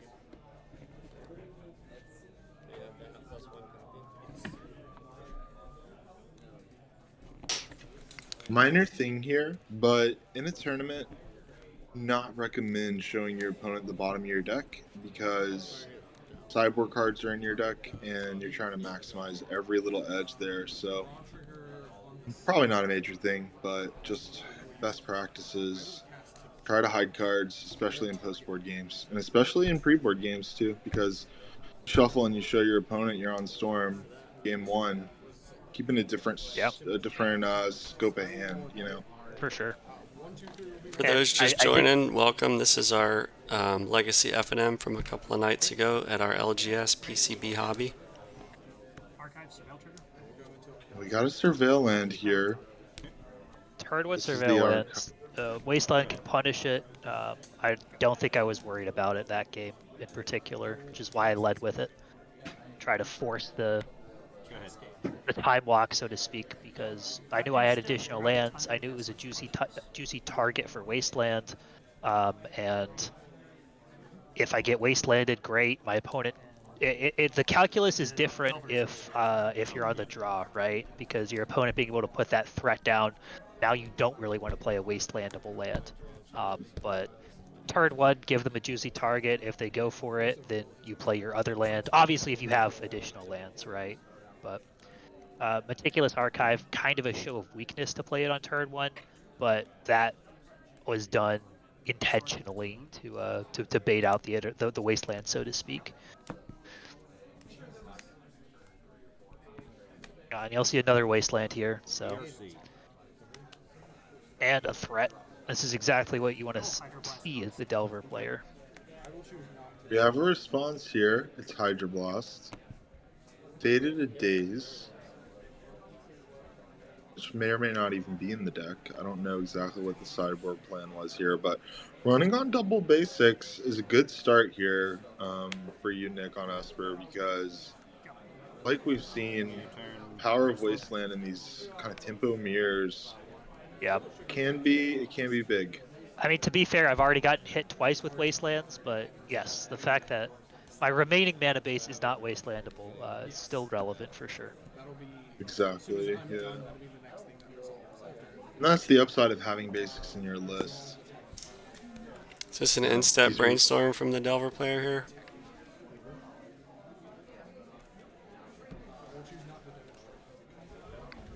Looks like a brainstorm into a shuffle. We're gonna see a draw. Looks like he picked up a Murktide there, I think. And there's another wasteland. They just keep coming.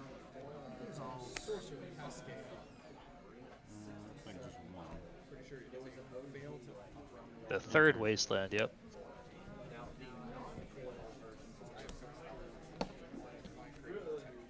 Immediately answered with Source of Plowshares, which is good news if you are the Esper control player. Here's another threat. And an a Ponder. Immediate Surveil. Yeah, this is good value here for the Delver player. Yep. And think about the Surveil. That extra little card look, you know. When Ponders is the fact that it's a card that can see 5 cards now, you know, that could be really, really big. Yeah, gotcha. Yeah, I got 2 exile piles. I got you. Well, no, Yeah, I had them. Yeah. This Ponder. All this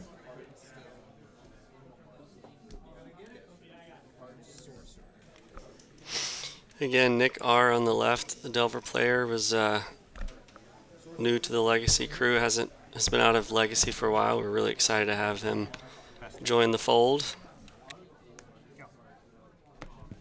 Yeah, it's so great.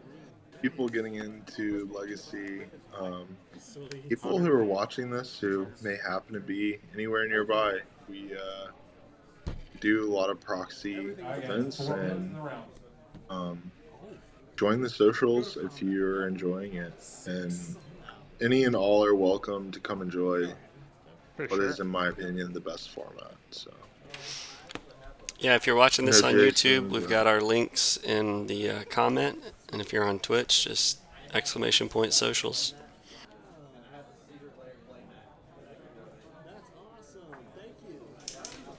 Feel free to join the Discord as well for any deck list questions or anything you need. Yeah, cool, thank you.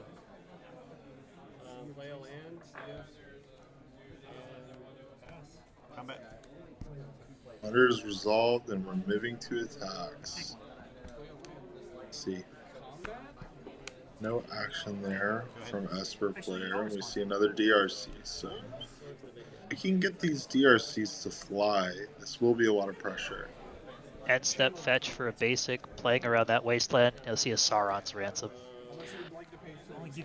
Ransom again, really big in these spots. Just press that card advantage forward, you know. It only draws one card, or one additional card, so to speak, but it forces your opponent to think and sort of gives you the best of your top 4. Now we see Delirium online, I believe, with Blood Moon being an enchantment, kind of big here. Looks like we might have missed a second Surveil trigger there. I believe the DRC was on the stack. Oh, okay. That explains it. Sure. Gain 3. thought process is, well, if my opponent fights over this, Underground Sea. give them less There you to work with. Here's another ransom. Okay. This card is showing up in a big way in this matchup. We're gonna see 4 cards. Looks A like Ring Swords, Temptation. Ponder, Spell Pierce, and Brainstorm. So I was like, because honestly, if you dealt with this, I was just gonna start playing lands. Yeah. Until eventually I Maelstrom Wander.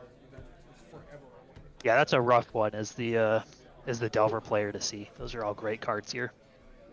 Yeah, how do you even split Hard it? to win through. Not impossible. Cantrips versus interaction. I like it. Good Yeah. call. Taking the Those with guaranteed value. cantrips. You see the swords, and it's like, yep, all right. We got on that one, but it could have been two lands at the same time, you know? Yeah. Really cool design on that card.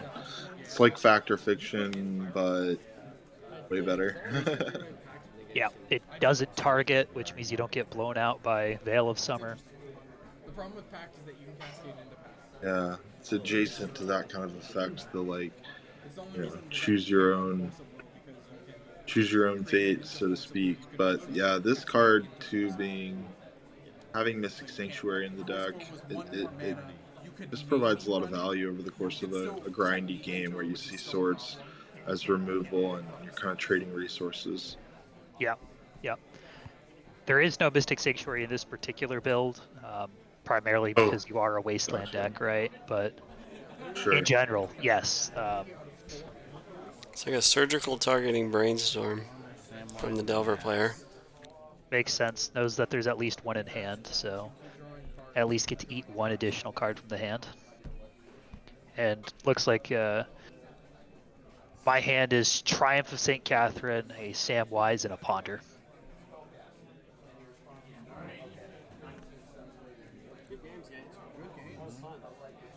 Taking one look through the deck again makes sense. I really like stripping these brainstorms, like you said. I mean, it's so free while he knows he can get value. It's a good look at your hand, kind of know, okay, here's what I'm expecting to see. Don't have the interaction yet to remove the DRC, which is what the Delver player is hoping for. Adjusting the camera there. Sorry for the tremors. Jason, we had an idea earlier to You know what? We can see my graveyard now, so We you did did it. well. They phoned in from headquarters and told us to adjust the camera. Yeah.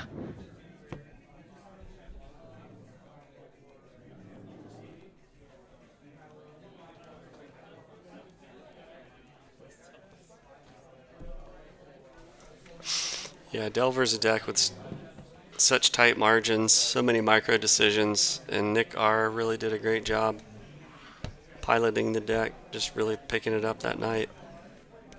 Super impressive.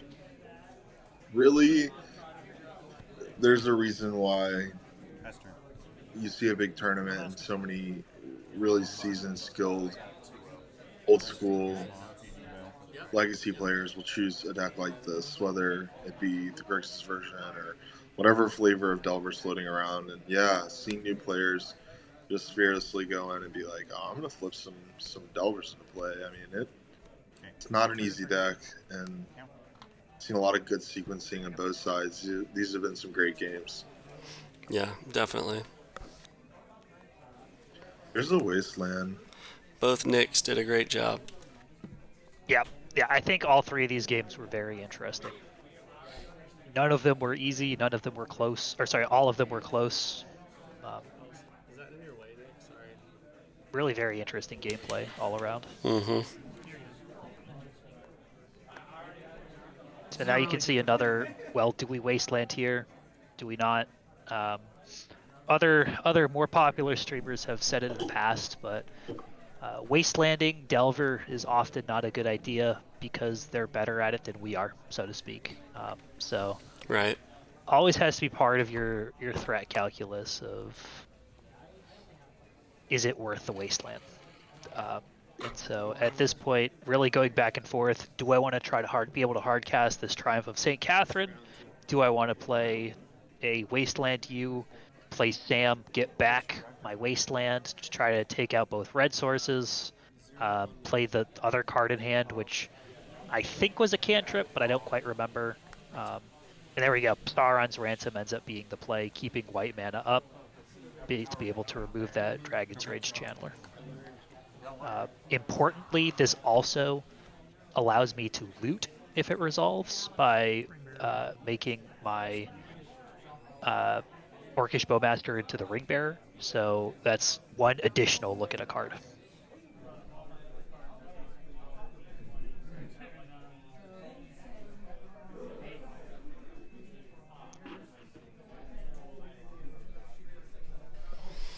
Sorry, hopefully none of you at home are getting seasick. I was messing It with was the a busy camera. day at the LGS, so Yeah. sorry about the camera play, everybody.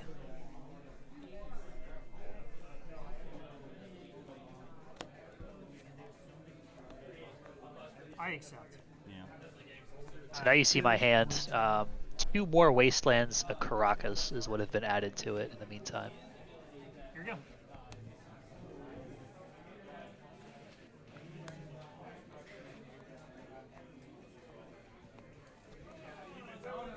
You're really good at drawing that one of Caracas. I really am. This game in particular, I was really good at it. I will bolt you. Surveil. Here's the bowl. A surveil of a land into the graveyard. Oh, quick side note. So the trope about the YouTube commenters pointing out all of our play mistakes is definitely true. So as a new streamer, I'm starting to experience that firsthand. It's really funny. Oh, really? Yeah, it's good though. I mean, it's a bad player like me. I definitely the feedback. I welcome it. Hey, you know what? We're all here to improve, man. We're Yeah. not the best. We're just here to jam games. Yeah, I just thought it was funny. I've started having some of those roll in. I was like, yeah, okay, that's helpful. Right. Combat. 1 loot trigger. We love you, YouTube commenters. Keep them coming. The anonymity that the internet provides. What a thing. So now there's 2 lethal threats in play, I believe. Seeing me discard the Caracas here, deciding that's not the game plan, and casting a Ponder. So looking for a removal, most likely. Shuffle. So we're still digging here. And we're hoping for swords off the top, I would guess.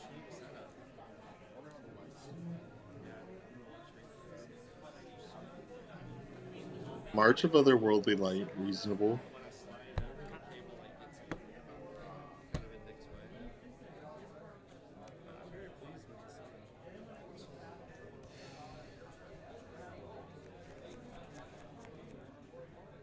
Yep.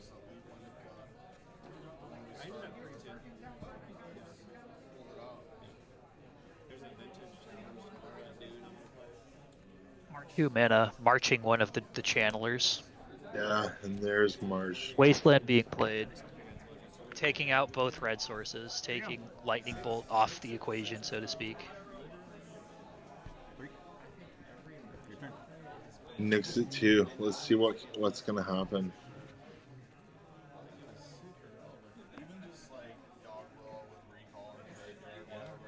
Combat.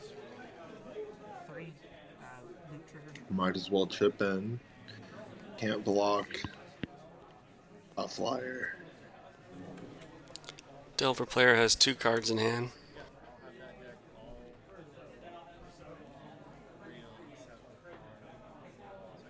This is so great. You can like look at this board state. How many turns are we into this game? And Discarding Sam to the loot trigger, by the way, picking up Murktide Regent. That'll be a full 8/8. That is a big swing here. huge. 2 mana, 8/8. with We flying. just see the power of these decks to be able to run on such low resources for so long, but these wastelands, I think, are going to put it a little out of reach now with the way to block this DRC. We'll see what happens here. The Delver player is going to need to come up with a way to deal with this Murktide. That's not an easy ask for Izzet to do. Yeah. Second flyer's good, but unfortunately this Chandler has to swing in and die. Thank you for your service, DRC. Yeah. Yeah, and I think if we're the Delver player, we're looking for Redland Bolt, or we're looking for Brazen Bar, like land Brazen Borrower, right? But even that may not be good enough here. Looks like Delver player has a brainstorm in hand, so he's gonna no chance to fire it off now. Second Bowmaster enters. Locking down cantrips. And you'll see a big swing here. 11 points of damage, I believe. Yeah, this is a 2-turn clock, and all of a sudden, it's 5-2. This brainstorm, I cannot imagine what it could find that will save Vapor Snag. I don't know, but yeah, there's the end of that game. What a good match that was. That was great. Yeah, great game 3 there. Those games were all crazy. Yeah. Nice comeback from Nick B, coming back from 2 life. All right, we'll go to our third and final round. This is from our local Friday Night Legacy at PCB Hobby here in Florida. We did actually catch that on camera. Boom. Looks like we got Ryan back here on Scaminator. Is that right? Yep. It'll be Scaminator versus Esper Tempo.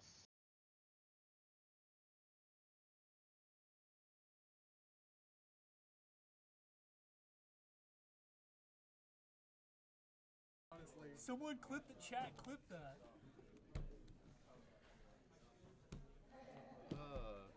Pray to God, sideboard and everything. Oh my god. Players getting shuffled up. This is our third and final round. Again, we're super excited to have Ryan join us, getting into the format.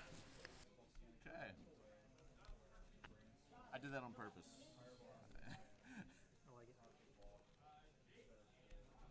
It's the only way I beat Nick. Throw my whole deck at him one time. Yeah, because you're not playing High Tide, Mono Blue Storm crap tonight. I am not. Yeah, and I feel like that's, Ryan's coming from a CEDH background, which transitioning to Legacy from CEDH, I think makes a lot of sense. Play patterns are going to be different. The card pool is obviously different. 1v1 Magic is inherently just super. You're talking about a very different experience, but just that idea of like, okay, we're sitting down, we're going to do some powerful stuff, and we're going to interact on a free level or very cheap, amount for a very cheap amount of mana. And I love seeing CEDH players branch out like this. It's it's really cool. I think it's a natural transition. I think everything you love about CDH transfers pretty fluidly to Legacy, as you said. It's about cheap interaction and powerful threats. Yeah, and Ryan and I talked about it. The other cool thing being 1v1, you control your own fate, whereas in CDH, you're kind of depending on other players to make the optimal play. And we'll see a shuffle off this ponder.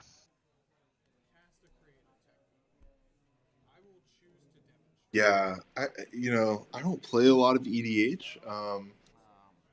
I've owned EDH decks over the years, and will play when invited, and not playing Legacy. But it seems like one of those things where, just a lack of politics, a lack of you're sitting down to play Legacy. The person you're playing against is coming in with a baseline expectation, and it's a different experience. But it's cool to see people enjoy both formats, and we hope to see more of our local EDH players come on by and proxy up some decks or bar some decks. So. For sure. Oh So yeah. we saw a ponder, and now we're gonna see a brainstorm. Digging with these cantrips. So it looks like an animate dead and a reanimate. Game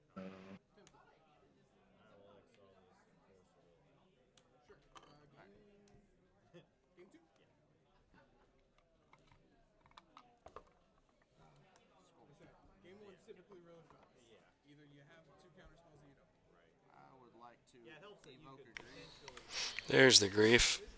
There's a grief pitching a grief.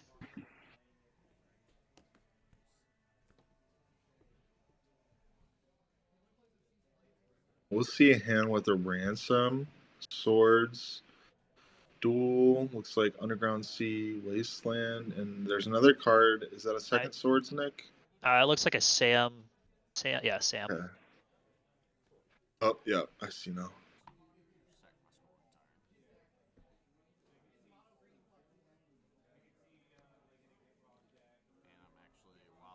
We might see this animate dead or reanimate come out here.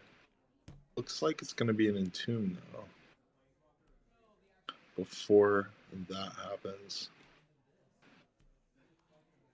And Atraxa hits the bin. That's a good one. We'll see if this angel come into play this turn. Looks like there will be an attempt. Yep, coast is clear. That's an Atraxa. There it is. So we're going to reveal 10 cards here. Multiple creatures to choose from. We got some interaction. Kind of have it all here. For those just joining in chat, welcome. We're watching a replay of our Friday Night Legacy from our LGS here, PCB Hobby.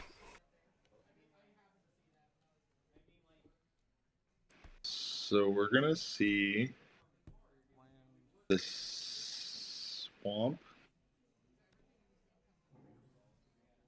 That one's a given. River Winder's being pulled to the side.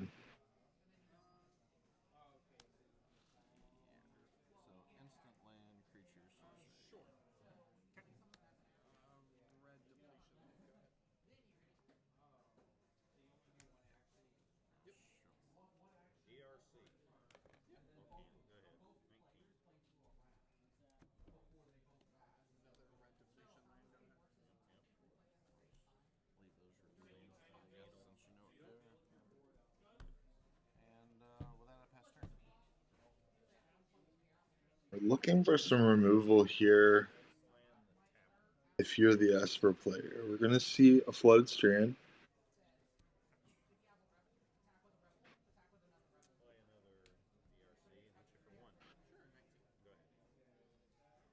Fetching immediately for the basic, and their swords.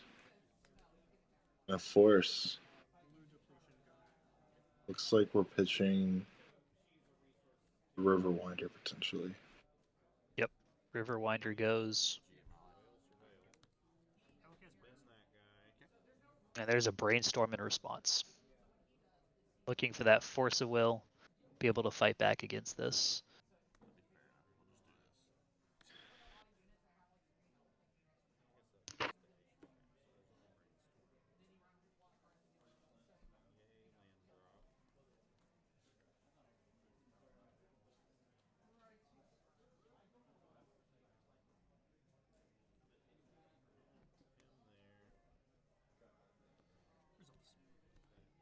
It's countered. So Trax is going to stay around, and Ryan's untapping here. Here's the basic. Getting our land straightened out. 17. Go ahead. Ponder. Sure.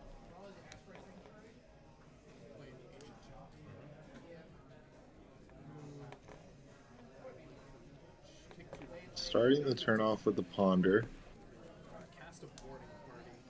Cascade Journey. Liked it. Combat? Yep. Here come the beatdowns. Yep. That creature has a lot of text. big hits from Atraxa here. Pester. But, you know, it's one of those things, being a white deck, still not out of it. Yes. Go is in your first, and it's upkeep part of the resolution. as Sauron's Decides to go for an upkeep It's like a factor fiction one face up one Sauron's Yeah, Ransom. look at the top 4 cards. What's the thought process of the timing there? It's really nice that way you can't Force my opponent to spend mana on their turn if they would like to answer it. Alright, so basically I separate. You're saying it's on his upkeep. Yep, that makes a lot of You separate sense. 4 cards, I choose a pile. So we're gonna see if he pulls the Make trigger one on of these piles anything. face up, one of these piles face down. I believe I already played a land that turn, so I couldn't play land drop into removal spell. Yeah, you look at them. So it was just kind of a. Just one face up, one face down. Boarding party is a 6/3 beast. That I'm not worried about. Let's let the copy go and see what you hit. Okay. It's probably just bad for me all around. Let's see what happens. Thinking about piles.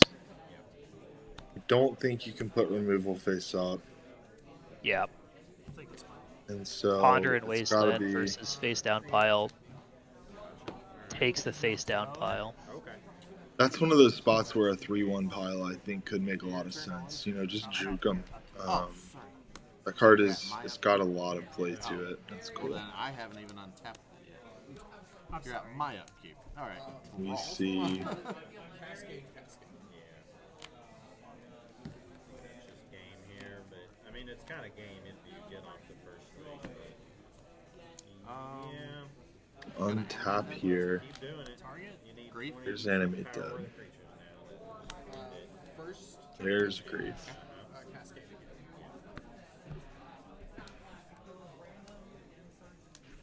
again. Healing looks like 2 Sams, a Brainstorm, and another Sauron's Ransom. Sauron's Ransom is taken.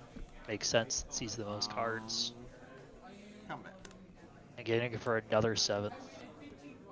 Yeah, this is a tough spot. We're swords are bust here.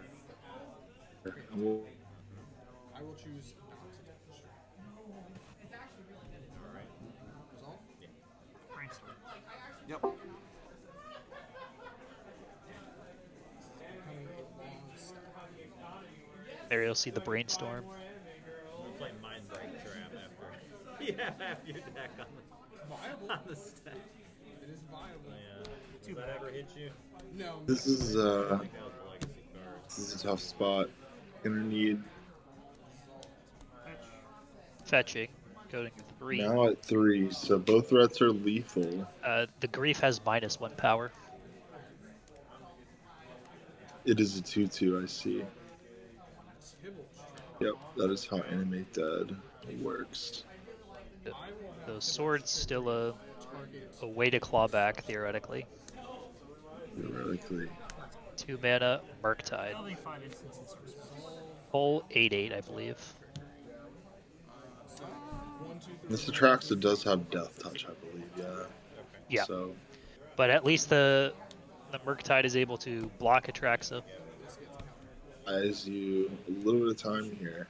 So do you do that when he is cast or when he ETBs? It's part of the cost. It's part of the cost. You get to know what or how many counters he'll come in as. So yeah, we'll come in with 5 counters. Alright, game 2. There's Force of Will. So we're gonna see what this next game looks like now. Yeah, are Ryan you doing a great thinking? job with Scaminator there. New to the deck, doing great, picking it up, learning the lines. Love to see a cool deck like this just be accessible to newer players. I mean, so powerful. Knowing those CEDH play patterns, having that sense of what matters, what you're fighting over, translating really well here for Ryan. That's 6, right? Oh no. What are you looking to bring in here, Nick? I mean, you're thinking This is, what exactly? yeah, if you hear the actual audio of this, you'll hear me complain about this here. This is a very difficult deck to sideboard for, Right. especially because you don't really know what they're going to do. Your deck.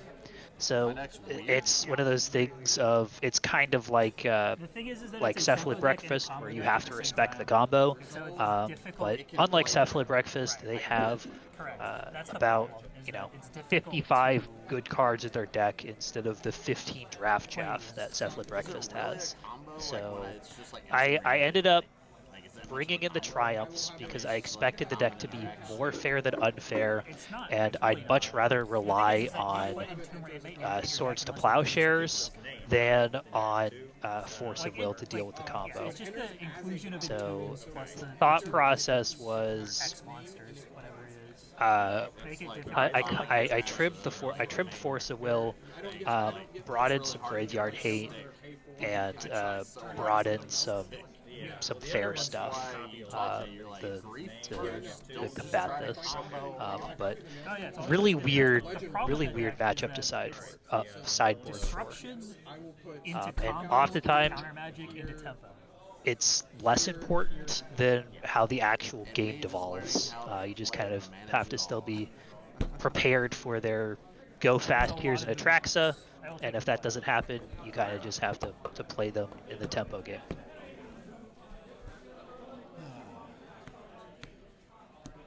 Sorry if that was a long explanation. No, not at all. I think what you're saying makes a lot of sense. Yeah, the Scaminator core, just being able to essentially be a Demir controller mid-range strategy post-board. It's been talked about a lot online by people in the YC community, and it's something you gotta kind of wrap your head around. Like, what angle am I fighting on here? We see Polluted Delta and Scalding Tarn hit the battlefield here, just playing lands and passing. 15, 16, 17. I'm at 3. Go ahead. I'm at 15.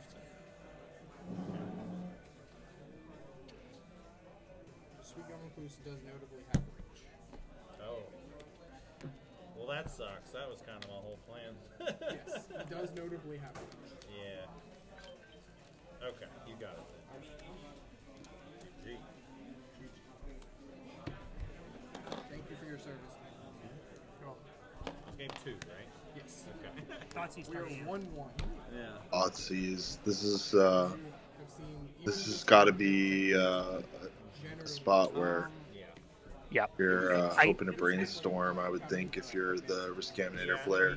I do remember I brought in Thoughtseize instead of the 2 Force of Wills. Thought process was, well, it's not the interaction that costs me to go down a card.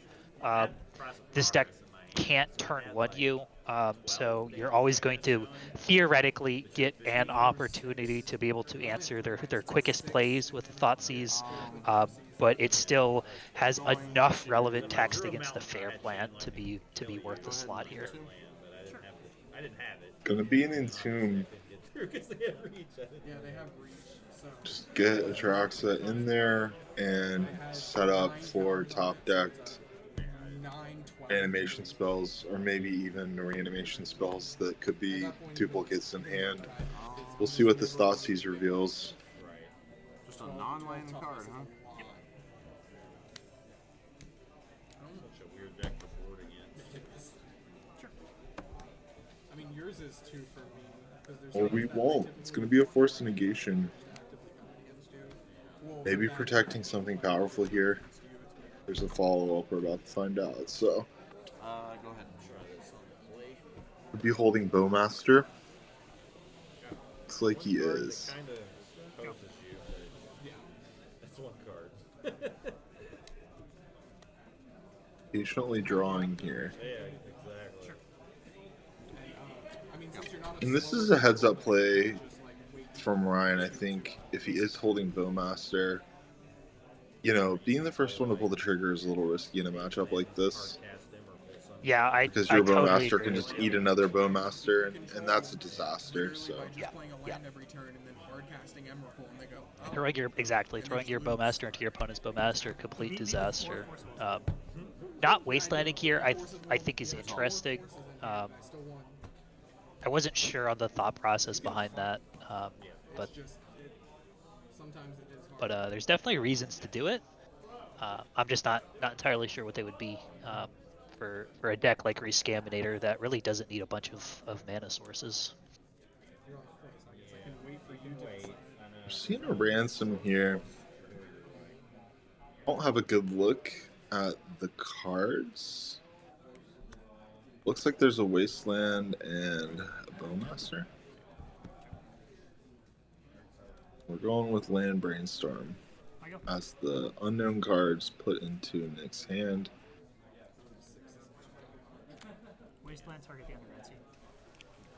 So we had Here's three the new players Wasteland. this night.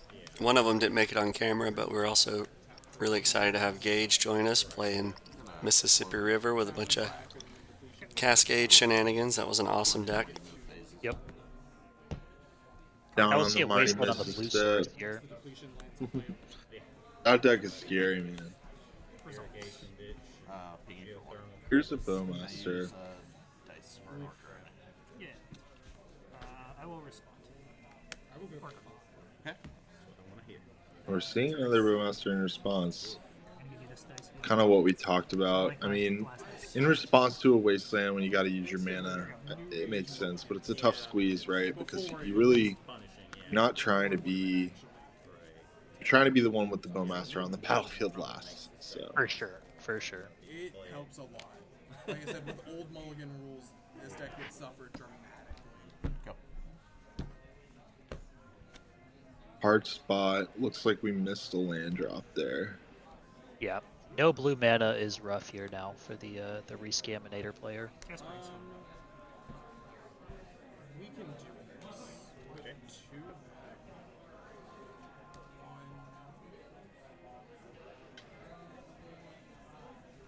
Dude, I'm so dumb. Ready? Proceeds. He's drawn. Go ahead. Brainstorming here. Looks like we've also put that Marsh Flats into play. Brainstorm Marsh Flats off of Visaron's Ransom. Really not ever sad to see that, right? I mean, sure, if you need exactly removal, but at a point in the game like this, it's just good selection. So we'll see if our Scaminator player can dig out, find a blue source here, get some of these what look to be Brazen Borrowers online. I'm not sure exactly what the hold is, but another Bowmaster here. Another Bowmaster. And oftentimes these grindy black mirror matches come down to who draws more Bowmasters. Card is super good in these blue-black sort of mirrors, so to speak. These tempo mirrors, so to speak. Yeah, and my thought process here, My only blue source. now that we're seeing That's why Wasteland. Bowmaster come through Yeah, and Wasteland's a really good card. you start to kind of pull some advantage here, Nick. It's like, who is the better mid-range deck, or who's the better, Having colors on them. who can tempo the other deck out a little bit? Because as long as you can keep that Atraxa in the graveyard, you have the white removal. I mean, you're the one who theoretically has more answers to threats, and so it's going to be interesting to see how this plays out. Being ahead on board here is big. Yeah. Pressing the tempo advantage, knowing my opponent's main out here is reanimating the Atraxa. And now you'll see me thinking about this, right? Of doing sort of what I was talking about in the Esper, or sorry, in the Delver? in the Delver matchup, where do you Wasteland here, right? Because do you accept the 2-for-1 and strip your opponent off that mana resource? And I believe I decided not to, because I knew that I suspected that it was really more blue. The not having blue was the problem, and I'd rather try to keep this Wasteland for another blue source. And as you can see, top deck Animate Dead immediately get punished for that decision of not wasting the Wasteland. Yeah, looks like Atraxa could come back here. And she does. So we see a Brainstorm in response to that target. Or does Animate Dead not target until it resolves? Disorder. Animate Dead does not target until it resolves. Okay, so yeah, so Atraxa came into play, and then a Swords on the Atraxa. I see. So we're gonna get this trigger. Yeah, so trigger comes through. Whoa. Lands for days. Hit a land pocket there. Yeah, that's a rough one to Yikes. witness. Yeah, that is tough. You've only Now, got this I do remember being a misplay from my opponent here. Them taking this dual land instead of a fetch land. There were basics in the deck, and so I think with the face-up wasteland that I'm representing, I think you really want to be able to play off that basic. Yeah, really lucky with that brainstorm. No, I had Yeah, we'll see if that comes up. Yep. There's so many micro decisions here going on. I got punished for not And it seems like without Atraxa now gone, because then you couldn't cast the enemy. this could be pretty scrappy because I don't know how double Bowmaster with a growing army when you really need a cantrip to put your threats in play is going to work out for the Scaminator player at this stage in the game. We're going to have to see.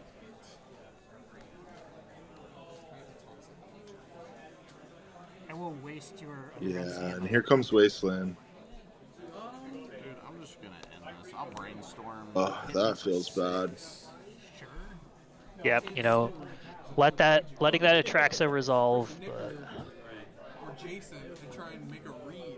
not letting them have that blue source is really, really big, I'm going Yeah, you win. to demonstrate. Did you have a basic in your deck? Yeah, and we got so many Bowmaster triggers here. That's going to do it. and that's a for that concession. game. So I think that's a fair concession point. I didn't even realize that I could have done that. It's, I thought you know, Wasteland just destroyed target land. you're so far behind. You need blue sources, or you need exactly Entomb Reanimate. Sorry, we're on game 3 and you're on the draw. I know that this is game 2, so I know that after this, my opponent showed that they cut some Entombs, which I do think makes sense in this matchup. Again, that white removal is just so powerful against the combo aspect of this deck that trimming on it makes sense. But it also means that they had less outs of putting an Archon into play against me here, which was really all they could do to swing it back at that point. Alright, so we're heading into game 3. This is the final game. This was our Legacy FNM at our local LGS from Friday night. Shout out to PCB Hobby and all the local Panama City Legacy players. Yeah, PCB Hobby is awesome. They've got a good selection of cards, and not only Magic cards, they do a lot of collectible stuff, coins, they're super friendly. Anyone in the area who likes the game at all needs to check them out for sure. They do a lot of pre-release events trying to get Pauper started, so it's just great to see people hanging out on Friday nights. Yep, Pauper would be great for sure. Also want to give a shout out to our other LGS, Arena Comics. They also host our Saturday Legacy monthlies. So just trying to support all the local LGSs. Yep, support your LGS. It's where the gathering happens. We got a Misty here. Pass.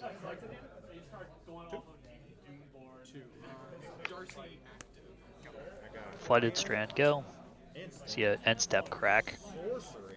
This might be an Entomb. What it sounds like or that's what it smells like to me. I go to 9, then I take 4, I go to 5. And that's definitely where the Scaminator player wants to be. You're trying to put your big baddie into the graveyard to enable these top decks. And this is actually just a River Winder. It represents a threat in the graveyard, so we'll see what the follow-up is. Cycles puts a threat in the yard, exactly.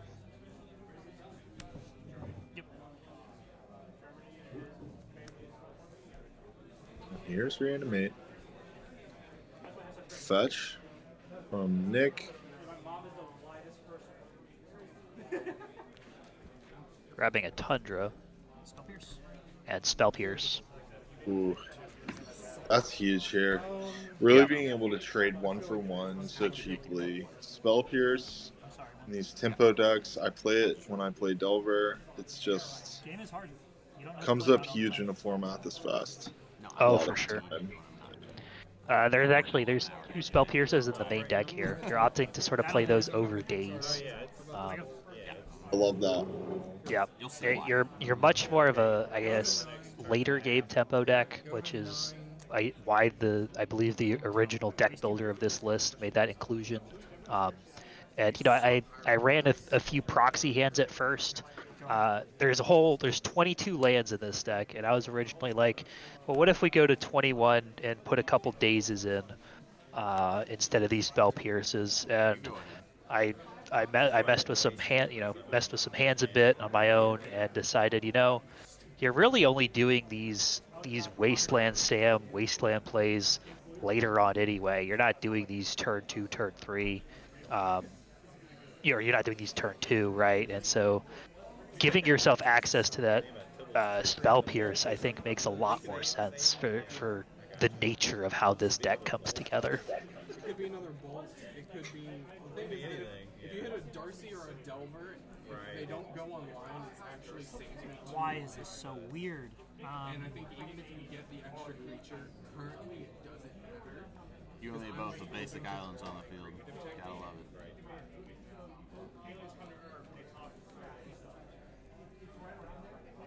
I will too.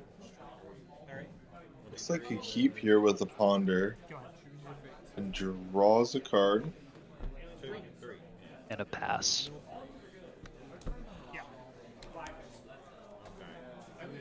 It's a Delta. See if he goes for a basic here. It'll be interesting.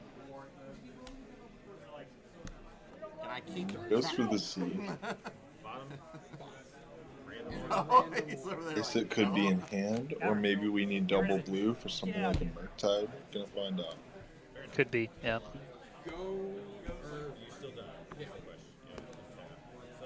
Grabbing the graveyard, so it seems like Murktide region is likely. There's a grief. First. Pitching a troll. I had the grief before I did the reanimate, and I couldn't have See gotten the rid of hand. the spell pierce. And honestly, I'll probably just... Sword goes to the graveyard. That checks out. Yeah, it's gotta be that. This isn't a 1. It's not? It's a 2. It's a 2. This is a 1.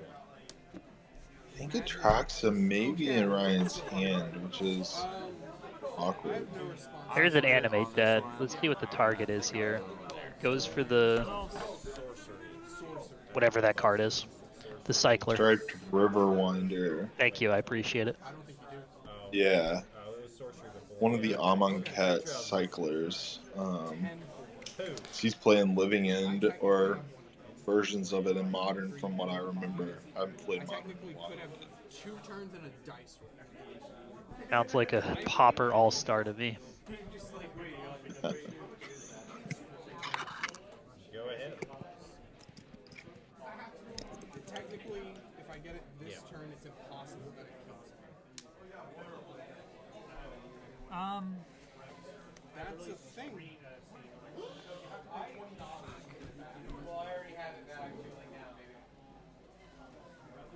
Play a land. There's a mountain. Polluted Delta pass.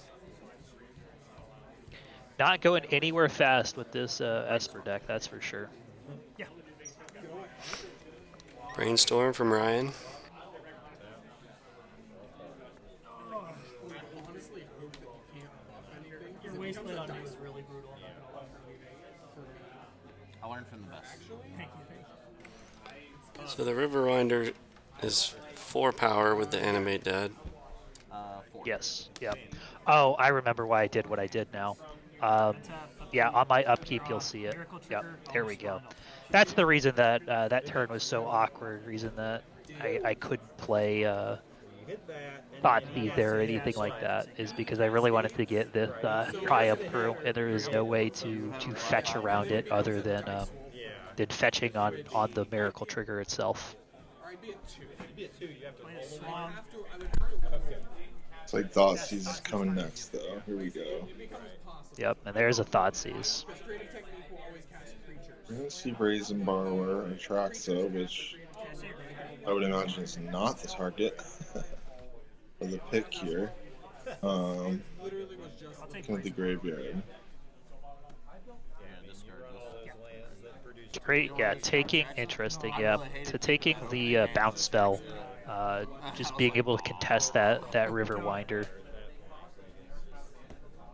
Yeah, that makes a lot of sense there. Let's see what the draw is. Looks like it's another Entomb. Not super helpful because we're missing land drops here. Yeah, I mean the Entomb will set up a 2-turn line here with an animate dead that we saw in hand, but yeah, that River Winder can't get through at this point. So checking the yard, seeing if it's worth animating anything. Atraxa being in hand, obviously super bad for Scaminator. They don't have Faithless Looting or really any way to get it. It's just a pitch spell to force a will at this point. And now you'll see Lavinia being cast on my turn, followed by a top deck Thoughtseize. Oh man, this feels tough for the Scaminator player, but Yeah, it's the power of white cards coming in this format right now. I mean, cards like Lavinia being able to sideboard Juke with Triumph, yeah. and then just back it up with that poke your hand. It's tried and true for a reason. I don't know what to tell you, man. I think that It's the that cards I'm second drawing. Thoughtseize is really what Never. ended this game. Is the Scaminator player joking, saying you should definitely put this card in the yard, but That I just drew into. looks like they're showing me the top decked Entomb, so debating if they should still cast it or not. Side two. Yeah. Sorry for the camera issue. We had I a was little wondering why you didn't tripod bump there, so we're a little off kilter. Sorry about that. I was drawing into. Knows that the animate dead is getting discarded, so goes ahead and throws it in the bin while they resolve their Entomb here.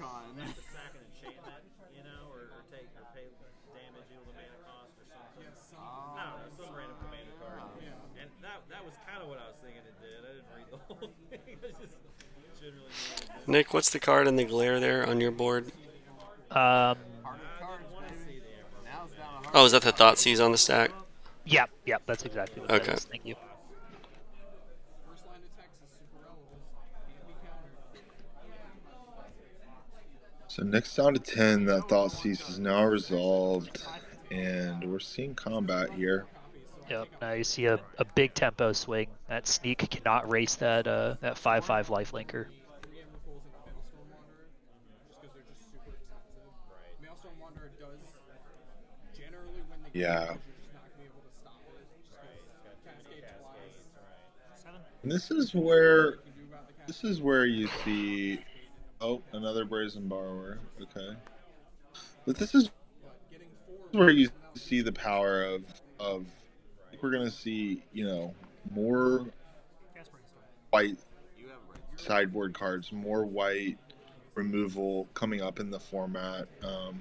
There's so many things you can be doing in Legacy, but a lot of the decks at the top of the format do not want to play against Source Plowshares. Yep. Lotus Field is really funny against those decks. Yeah, white removal at an all-time high right now. I do think that there's a lot to be said for dark depth strategies right now too. Just having access to, if you're playing traditional lands like Sphere of Resistance to shut down your combo matchups that are tough, and then just here's a 2020. Sure, you've drawn some cards off of your Atraxa trigger, but like you don't deal with this, you're dead. And that and white removal, like those two types of strategies, really I have had my eye on for the last month or so as Scaminator and Delver decks have, continued to be close to the top of the metagame. Yeah. Here's March of Otherworldly Light, targeting the River Winder. Attempt to exile it. I believe it's targeting the animate dead. Oh, interesting. What was the thinking on that, Nick? Okay. So at this point, I pitched the Triumph, and there's another Triumph on top of the library that I've set up with Brainstorm. If you get rid of the animate dead, is set to sacrifice the sneak, and it would cost me 7 mana, I think, to exile the River Winder. So that's right, the CMC way is too way high. too much. Yeah, way too high. So, but the flexibility of being able to exile enchantments Yeah. at instant speed is what sets apart March. Obviously the big one that everyone thinks about from the legacy perspective is being able to hit. Sorry. Saga. Yeah, Urza's Saga. Now we're seeing a daze that just taxes the mana here, and Triumph will resolve. Yeah, this is looking like dire straits here in game 3. There's the land, and we're seeing a borrower. That borrower cannot block those creatures, though. Only can block It creatures with cannot. flying, so bad, bad spot to be in. Looks like got 2 to 11. This will probably be the last draw of the game. Why couldn't you have been? Whoop, streaming a and, little early there, but I think that game was pretty much over, taken down by Nick on Esper Tempo. Yep, Ryan took a look at his graveyard, determined that he could not get there with what he had, and conceded. All right, well, that's going to do it for us. Nick, Taylor, thank you so much for your commentary. That was a replay of our local legacy FNM at PCB Hobby. Chat, thank you for hanging out. We will find somebody to raid. Hope you all have a great evening. Yep, thank you for joining us. Yeah, and you can catch this content too on YouTube, right, Jason? That's right. Yep, this video will be up. A replay of this will be up on YouTube probably tomorrow. So check out our links. I'll drop that link, !socials, and then we'll find somebody to raid. Yep, and I'll Heck have to yeah. be looking for your comments to see where I misplayed. Always good to get the feedback. Absolutely. Yeah, that's the blessing of not having been on stream is I'll never know how badly I misplayed. Yeah, true. Your anonymity. Do you know that when you're holding up Pyroblast and have only one red source, you should not tap that red source to cast a spell that's not Pyroblast? I learned that. All right, we're going to raid Strass Daddy in about 5 seconds. He's a big supporter of the stream, so we want to help him out. Make sure you hang out. Y'all have a good one. See you guys. Yeah, later.